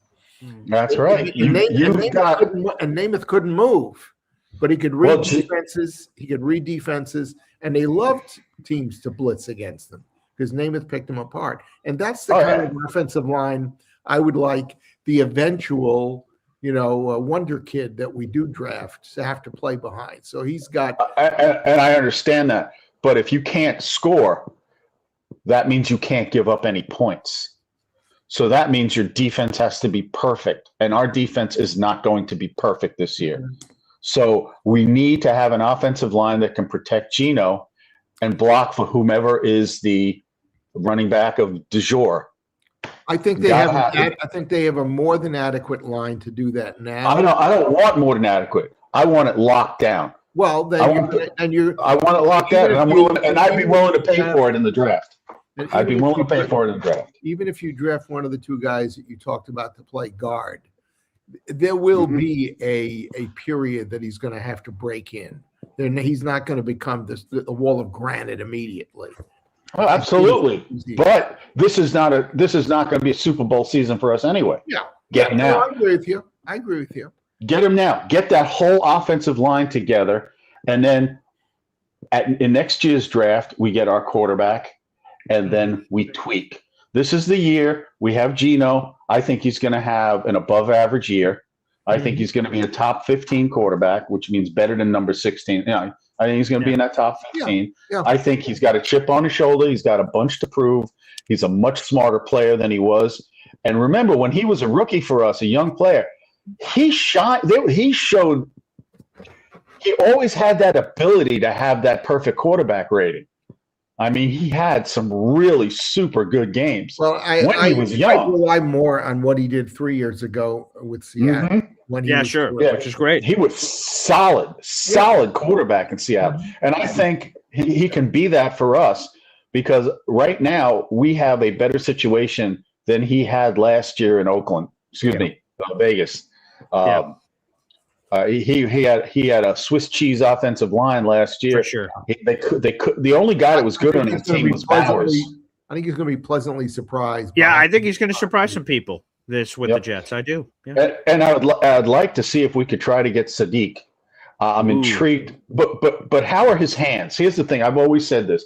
Yeah. I would always rather have a guy like Wayne Corbett, who on third down and 4, third down and 5, third and 6, you throw Corbett the ball, it's a first down. Yeah, he don't drop it. That kid might be Makai Lemon then. Well, that's the thing. I'm more into a guy who's got rock solid, not rock hand, but vice, great hands. I want a guy who doesn't drop the ball. Yeah. So this is what Lance Zierlein says. That's what I want. I want a guy that catches the ball and is a good route runner over blazing speed. Now, blazing speed, if you got all three, that's great. But I'd rather have a route runner that doesn't drop the ball. Someone who, when you throw that ball, he's catching it. Yeah, Lance Erline says he has some of the best hand strength in this draft for his catches, and he survives collisions with catches in contested catch scenarios. So it sounds like his hands are really good. Who, Sadiq? Yeah. Yep. Yeah, that's what Lance Erline said, a draft analyst for NFL Media. And he could run a 4.3. Yeah, 100%. That helps. So that's the guy I want. I don't care if he's categorized as a tight end, wide receiver, a slot receiver. Sure. He's a receiver. Yeah. He's a playmaker. That's who I want. I want him. I want an offensive lineman and a defensive player. Okay. Let's see if we can get it. I love it.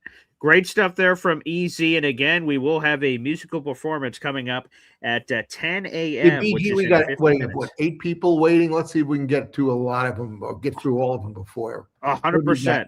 Yep. That is my hope. By the way, Mad Mertz is asking, what's the playlist for this classic rock show? Apparently there's going to be, I've heard some, some Bon Jovi, some Aerosmith, some Motley Crue, some Foreigner. I heard a couple, but again, we will also be taking requests. I won't be playing. That's not my talent.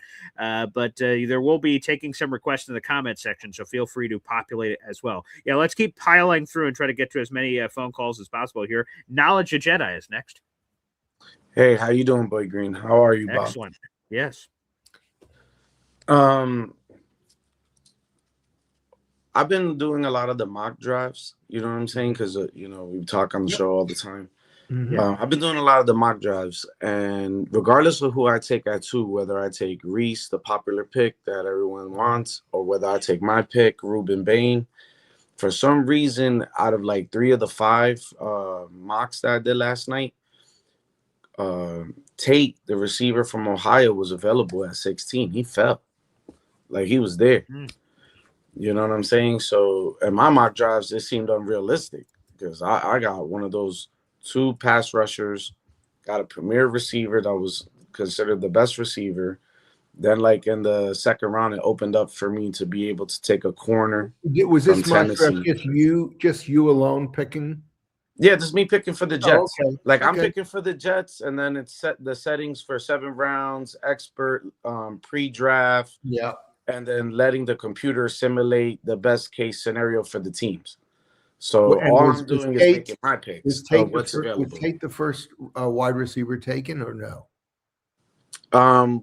I didn't go through the review because I do it off my phone. Okay. So because the point I made last week on the show was that there's probably 4 or 5 teams ahead of the Jets that probably could be in the market for a wide receiver.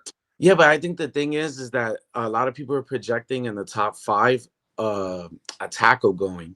So since a tackle goes in the top 5, it's notching people down. Yeah. Mauigoa, Miami. They keep thinking the guy from Miami, Mauigoa, and Fano might go in the top 5. Spencer Fano. Okay, we can hope so. Yeah. Sure. And then the Georgia kid, Monroe Freeling, is another offensive tackle that's expected to go in the top 15. So yeah, he's gonna go like 12. He might be available at 16. Like, you always end up with one of those linemen there too. You end up actually with Fano dropping that he's available, and then you're like, oh, I might as well take him because he could play. Even though he's listed as a tackle, he could play interior and even took snaps as center at the combine because he has an arm issue too. Like, they're saying his arms are short. So, but I do the full 7 rounds. So what I realized is it gets murky that you have to make like who you really want in the 2 4th round picks and the 5th round pick, because not having a 3rd and a 6th is like a big gap of talent that disappears. So those rounds, I have not done a mock draft, BG. When you do the mock draft, you don't get those grades in front of you. No, it's all the way at the end. The individual grades and the overall grades, that's all at the end and based on other things. So, yeah. And I have Knowledge has done more than me. I have not done a 7-round mock yet. My father's going to do one on one of these Saturday shows where he does a full Jets mock and he trades and does all kinds of crazy stuff.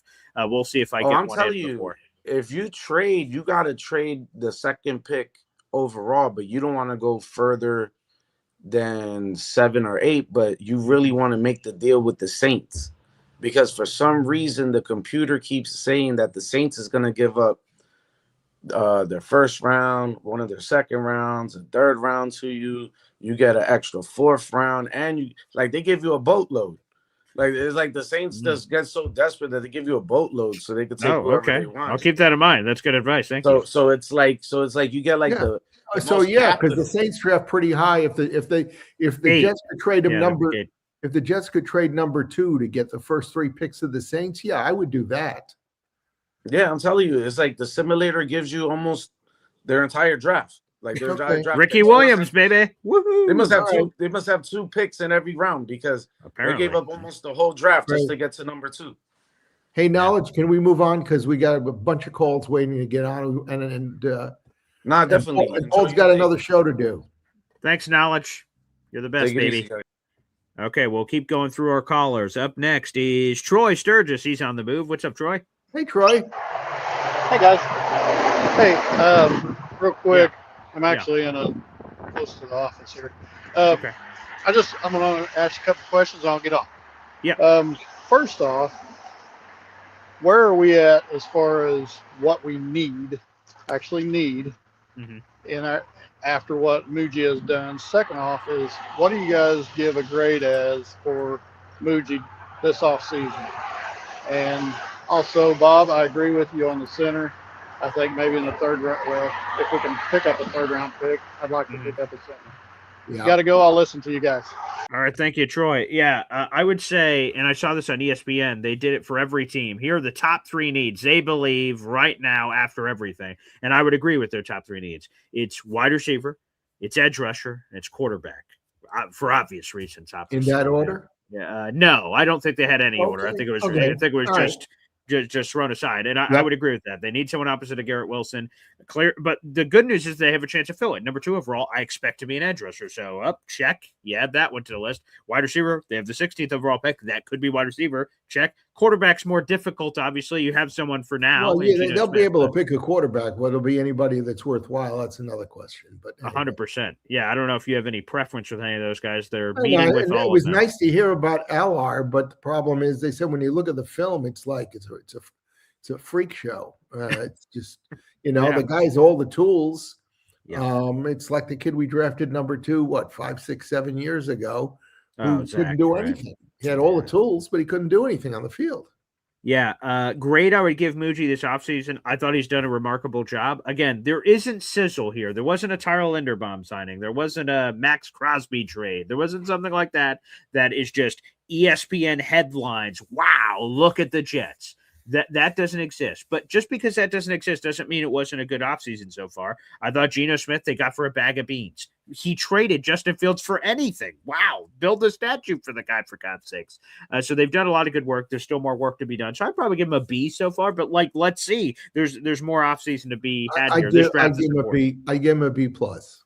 There you go. See, Bob's even more generous than I am. So very nice. I think that was all your questions. But if I missed one, Troy, I apologize. Thanks, Troy. Next caller. Let's go to James here on the program. What's up, James? Hey, Good morning, gentlemen. How we doing? Good morning. How are you? Good, thank you. I love this YouTube thing, but I love people that come on and just talk to. I think to hear themselves talk, watch themselves on TV, because some of the takes are just retarded. Excuse my language. I'm sorry, but okay, all right. Yeah. So the running back position, right, with Jeremiah Love. I know Lou B is pounding the table for this guy. I've heard that. Yeah, you've heard that a little bit. For me, it's what are we dropping down to? 5, 7 for him? I don't. It's not. There he is. Yeah, put him back on. Okay. Yeah, Let's sure. Go. Okay. Yeah. Good morning, Louis James. B. What's going on, brother? Good to talk to you, man. Good morning. Good morning. So, listen. Obviously, the guy's a freak, bro. Yeah, the guy's a freak. You know that, but. That's not where we need to go right now. I think everyone is forgetting about Braylon Allen. He's 21, 6 foot 235, right? James, and then what about Jackrabbit though? What about Jackrabbit, Luby? He's 225, 230 too. We don't need a back. James, let me ask you a question. Yeah. I know you are a passionate fan. There is no question. I am. But when Sunday morning comes around, and let's say we trade Brees. I'm only saying if we traded Brees. Right. Sunday morning comes around and we have Jeremiah Love. Do you know what that Sunday looks like for the Jets? Or if that running back is on the Titans or, God forbid, the Giants, Jeremiah Love is This guy, here we He's go. a freak. He's a freak. There is no. This is going to help Geno Smith. This is going to help our $3 million quarterback, right? But do you think it would help more? But Luby, let me ask you: do you think it would help more if we got our defender at 2 and this is another place I'm stuck at, because the more and more I hear about Ty Simpson at 16, the more and more I want him. But I think we need a wide receiver, another dynamic player. I love Mekhi Lemon. Not sure about his mentality and his personality. I don't know. I don't know the guy, obviously, but he's a dog out there, and he attacks the football when it's in the air. Like, when that ball's in the air, he's going. He's not waiting for it to come to him. So Jeremiah Love would I be upset? No. But I just don't think it's something we need right now. I think. But James, let me ask you a question. Yeah. Why is it okay for the Titans to even look to trade up to get him? The Titans are at 4. Right. DC could want to go from 7. The Giants may want him. He's going to go before 5. What I'm saying is, all I'm saying, and you know this, I'm explaining. Why are those teams so ready for him, but the Jets are Here's not? why. I think because with Tennessee, exclusively, we're talking about just with Tennessee, Robert Saleh, obviously, we know is a defensive coach. So he wants to play great defense, and he wants to run the shit out of the football. I think this year with us. Did he say that he wants to run the shit out of the football? Of course he did. Of course, but I think defense? Frank's going to open up the passing game more. I think it's going to be more open. It's not going to be like Frank's last year. another running back guy too, though. He's having, if you look into him, I'm sure you have, because I know you're, top level fan. Yeah. Frank Wright likes to run the ball too. So if Brees is gone, True. let's just say Brees gets traded, you take that third for him, or you give Saleh Brees, or you give DC Brees. We could get another value guy. We could get another pick and take another defender. That's all I'm saying. And yesterday, Arvell didn't have the best camp.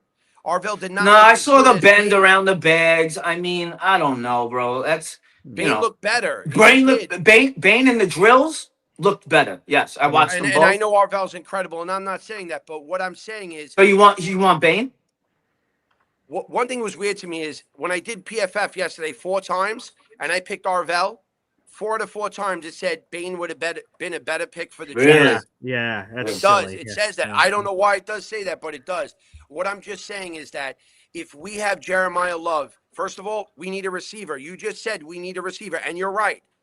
He lines up as a receiver, and then you put our guy Braylon, who you just said that you like also, which I like too. Hopefully, he should never been put in that kick return to get hurt in the first place. No, it was crazy.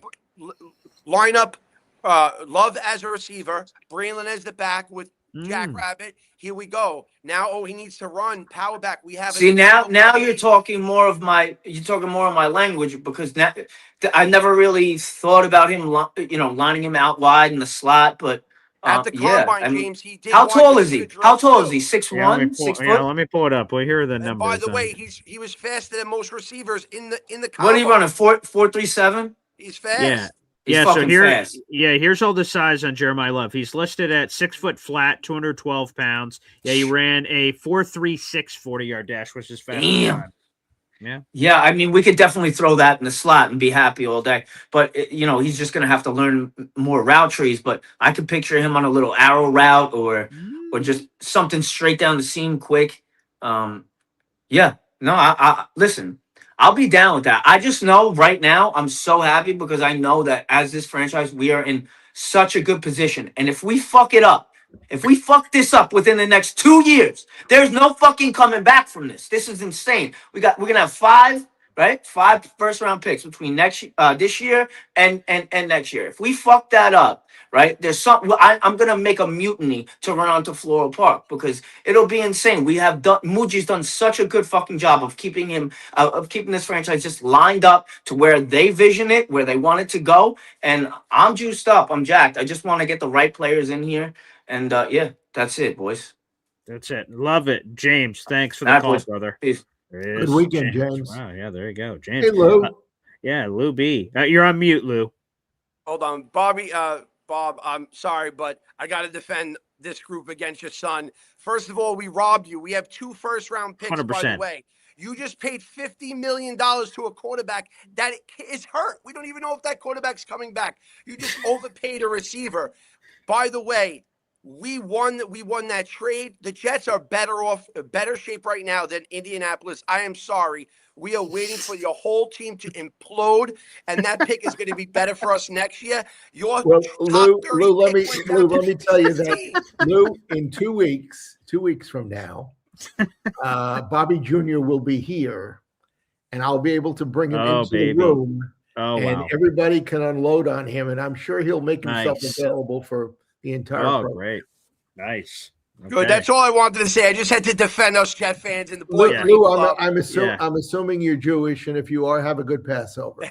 Thank you. Thank you. There he is, Lou B, Super Jets fan. When Bobby Jr. said Alec Pierce wasn't overpaid, like, come on. He was, but again, I give love to the Colts. You had no choice. And he said, Bobby Jr. said, we didn't overpay him. If we didn't pay him, the Commanders would have. So, like, again, I agree with not the first part, definitely overpaid, but it's okay because you had to keep your guy. I respect it. Keep your guy. If you can keep him for a price, keep him for a price. You don't want to see him playing for some other team. And who else are you going to get instead? So, no, I totally respect that. But come on, man. Definitely overpaid. But let's keep going on the phone lines. Look who's here. It's Hey Now. Pop on Pop is here. Hey on now. The show. Hey now. How's it going, boys? What's up? Oh, America behind you. Great flag shot there. Good, Very good. nice. Can you hear me? Yeah, we can hear you. And I said, great American flag shot behind you there. Wow. Yep. Oh, can you not hear us? Can you hear us? Anyways, There it is. let's talk about Yeah, this. wow. Let's talk about this that. Love situation. Okay, sure. You can still hear me? Yes? Yeah. Go ahead. Yeah, you said you want to talk about the Love let's situation. talk about Go ahead, Jeremiah please. Love. Okay. All right. Let me tell you that Jeremiah Love, America, accomplished more in 11 games than Breece Hall has been able to accomplish in 17 games. 1,300 yards rushing in 11 football games, averaging 6.9 yards a carry for 2 full seasons. It's pretty good. Also a threat out of the backfield. 300 yards average over those 11 games. Extrapolate that out. Beep, boop, pop. Right? He is invaluable. And here's the other thing that he has. So let Breece go for a bag of day-old donuts, right? Whatever you can get for him. No. And you're going to get the best player in the draft. And Boy Green, earlier you said that, your pick was hands down consensus. That's bull crap. Jeremiah Love is consensus in a lot of people's opinion as the best player in the draft. He's not a quarterback, so he's not going to go number one. Wait. What did I say about consensus that was wrong? Jeremiah has that Breece does not have is the ability to break tackles. Yes. The ability to break tackles. And he's going to be $5 to $6 million cheaper than Breece on the franchise tag. So the Jets need a face of the franchise. They need a world-class weapon, and that is Jeremiah Love at number 2. So I just wanted to tell Lou B, salute and respect. I'm with you. And that's all I had to say. Oh, all right, Pop. Thank you so much, and we'll see you tomorrow. Hey, now. All right, the only thing I would say is you're comparing a college player with a professional player. It's not the same thing. Right, and college schedule. And I'm not giving up. Yes. I'm not giving up Breece balls for some, for half a dozen footballs from another team. You got to get a good return if you're going to do that. Yeah, and Pop has a certain feeling about Breece Hall. So, we've all basically agreed, I think, over the weeks. If you give us the third, okay, we'll give it strong consideration. Yes, but not trading him for a 4th pick or anything like that. Yeah, he doesn't. My Pop is not very high on Breece Hall, and quite frankly, hasn't been for any length of time. So take that for what you will. Let's get another call in again coming up, and I'll promote it now and in a second. Rock and Roll Extravaganza. Again, this is a real thing. This is happening at 10 o'clock this morning on Friday morning, March 27th. In about 30 minutes, we're doing a Rock and Roll Extravaganza live on this channel and the MC Show digital channel. The guy on the far left, that's Jim Lurch. It's my radio digital partner back when he had hair and had a guitar in his hand. And on the far right is Nick Lamangino, who continues to play to this day. And he is going to give us a live rock and roll concert Again, he will take song requests from the audience. He'll be playing songs. He'll tell some stories about the band days. You can talk about your favorite bands and all kinds of things. So it's going to be a fun show that's coming up live at 10 o'clock, and it was inspired by EZ. Unbelievable. So big salute there to that coming up. I see we have a super chat real quick. Let me throw that up from Hennessy Heisman here on the show. He's throwing a challenge flag on something Pop just said. Wow. Hennessy Heisman saying, I'm guessing we're forgetting what Brees did in college with a $2 super chat here. Let's bring up Brees Hall's stats from college. I can do that real quick here from his Iowa State days. And yeah, Brees Hall set some records in college. So this may be a little bit of a hole in the plan here for old Pop when he's talking about college production for what Jeremiah Love did versus what Brees Hall did. Pop will certainly have his opportunity to say whatever he wants tomorrow. Yeah, here are some of the seasons for Brees Hall. 1,500 yards and 21 touchdowns in 2020. 1,400 yards and 20 touchdowns in his final collegiate season in 2021. I mean, so in his final 2 seasons, okay, he rushed for nearly 3,000 rushing yards, and he had 46 total touchdowns. So yes, I think it's a good point, Hennessy, that we're forgetting all the crazy production that Brees Hall had in college that we're sort of overlooking. And Brees Hall had more rushing yards in both of those seasons than Jeremiah Love did last season with 1,500 and 1,400 rushing yards. Yep. Feels that way. I'm shocked. Shocked. I know. There you go. Hennessy Heisman. There you have it. Hop Pop saying Iowa State's a joke. Who cares? All right. Well, there you go. So I guess it worked that way either way. All right. Let's go to the phone lines. Philly Noodles is back on the show. Philly. Oh, what's going on, gentlemen? How's it going? Ooh. Hey, we have a special guest appearance. Hey, what's up, little dude? What's up, Polly? Oh, you ready to go upstairs? He said, yeah, let's do this, bro. Yeah. He says, what he's saying to you, BG, is I'm ready to take the show. You want to get the rest of the show off? Okay, yeah, apparently. Oh, baby's ready to go. Okay, there you go, baby. What's up, Philly? Now. Not much, man. Just calling in at the end here. I'm a little busy this morning, driving around, taking care of business. But yeah, I wanted to really have that take with Easy's take earlier. Yeah. I understand the guard blue chip. I mean, we just saw what happened with the center market. You need to go draft a center. Period. End of story. Now, you need a center drafted because even if you're half as good as Linderbaum is, you know, now your price is going up. So let's take that into consideration. Mm-hmm. Maybe the Moogie flex, the Mooch move of getting Myers on that cheap deal again for another year is actually looked at half decent, maybe. But I don't want another lineman in the first round. Maybe if you could afford it next year, but you got to stop. Like, you can't pay 3 premium prices for first round talents in the line. You know, again, that won't work out forever. Look at Philadelphia. I mean, they got a Super Bowl out of it. But also, you know, one of those guys is from that program, right? The exchange program. You know, that was a great move that worked out for them in the long run. So, and then Kansas City, they had their runs that worked well. But look at them with Creed Humphrey, you know, drafting him, and you gotta draft a center. So, and I don't think first round. So, take one. There's plenty of them. Like Bob, you said, there is this year. There's some good ones. And if you can't do it this year, do it next year. But no, do not get Vega, Iona. If you can draft somebody in the 3rd or the 4th round this year, you don't have to deal with the high price of offensive linemen. What, for 3 or 4 years down the road with that? Yeah, I mean, right. And so if you can get a guard, if you can get one of those guards in the 2nd round and a center in the 3rd round, in the 4th round, assuming I still think they're going to make a deal and get a 3rd rounder. Yeah, I think there's going to be some movement. Yeah. I'd rather have a 5th year on a star wide receiver that could occur at 16 if it's there, or a star cornerback, or name it. You pick it and name it. That's what I'd rather have. Right, that's Muji thinking, to your point, Philly Noodles. That's something we don't think about in the moment normally. Oh, wow. The 5th-year option. But Muji's like, ooh, 5th-year option discount I could get for that 5th year versus, you know, other positions. That's a good point. And you can move and trade a guy on the 5th round. Fifth option. I don't know. Jermaine Johnson. Right, exactly.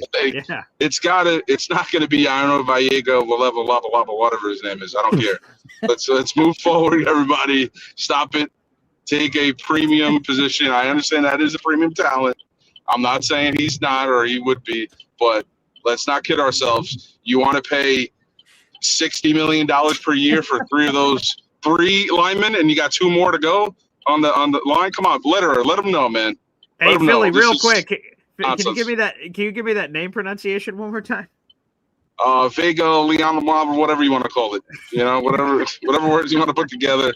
I'm just tired of it. I'm tired of hearing that guy's name at 16. All right. I'll take Kenyon Sadiq for a 5th year. Imagine that. There you go. Sure. Yeah, there you go. That's it. Nice. Okay. Gentlemen, Philly, enjoy your day. You have a great weekend, Philly. God, I love the show. You can have so many takes out there in the audience, and they're all welcome. Hennessy Heisman with another $2 super chat coming in here. Appreciate it. Wow.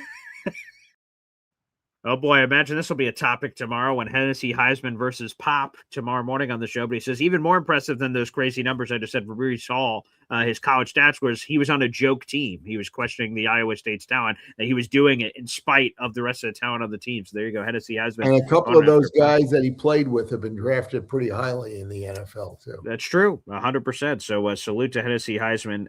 Thank you. So wow, Bob, this was an electric show. A lot of varying topics and stories on the program, Bobby Jr. Really, I like the fact that we got everybody on.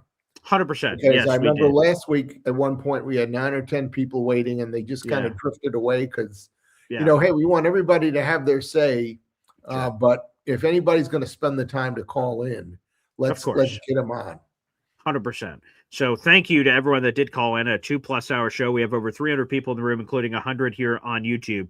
Do me a favor, everybody. Again, I'm going away for like 20 minutes or something because we're immediately going to be back on live at 10 o'clock. Again, this is streaming live on the Boy Green channel and the MC Show digital channel. I'll throw it back in here. Let's see.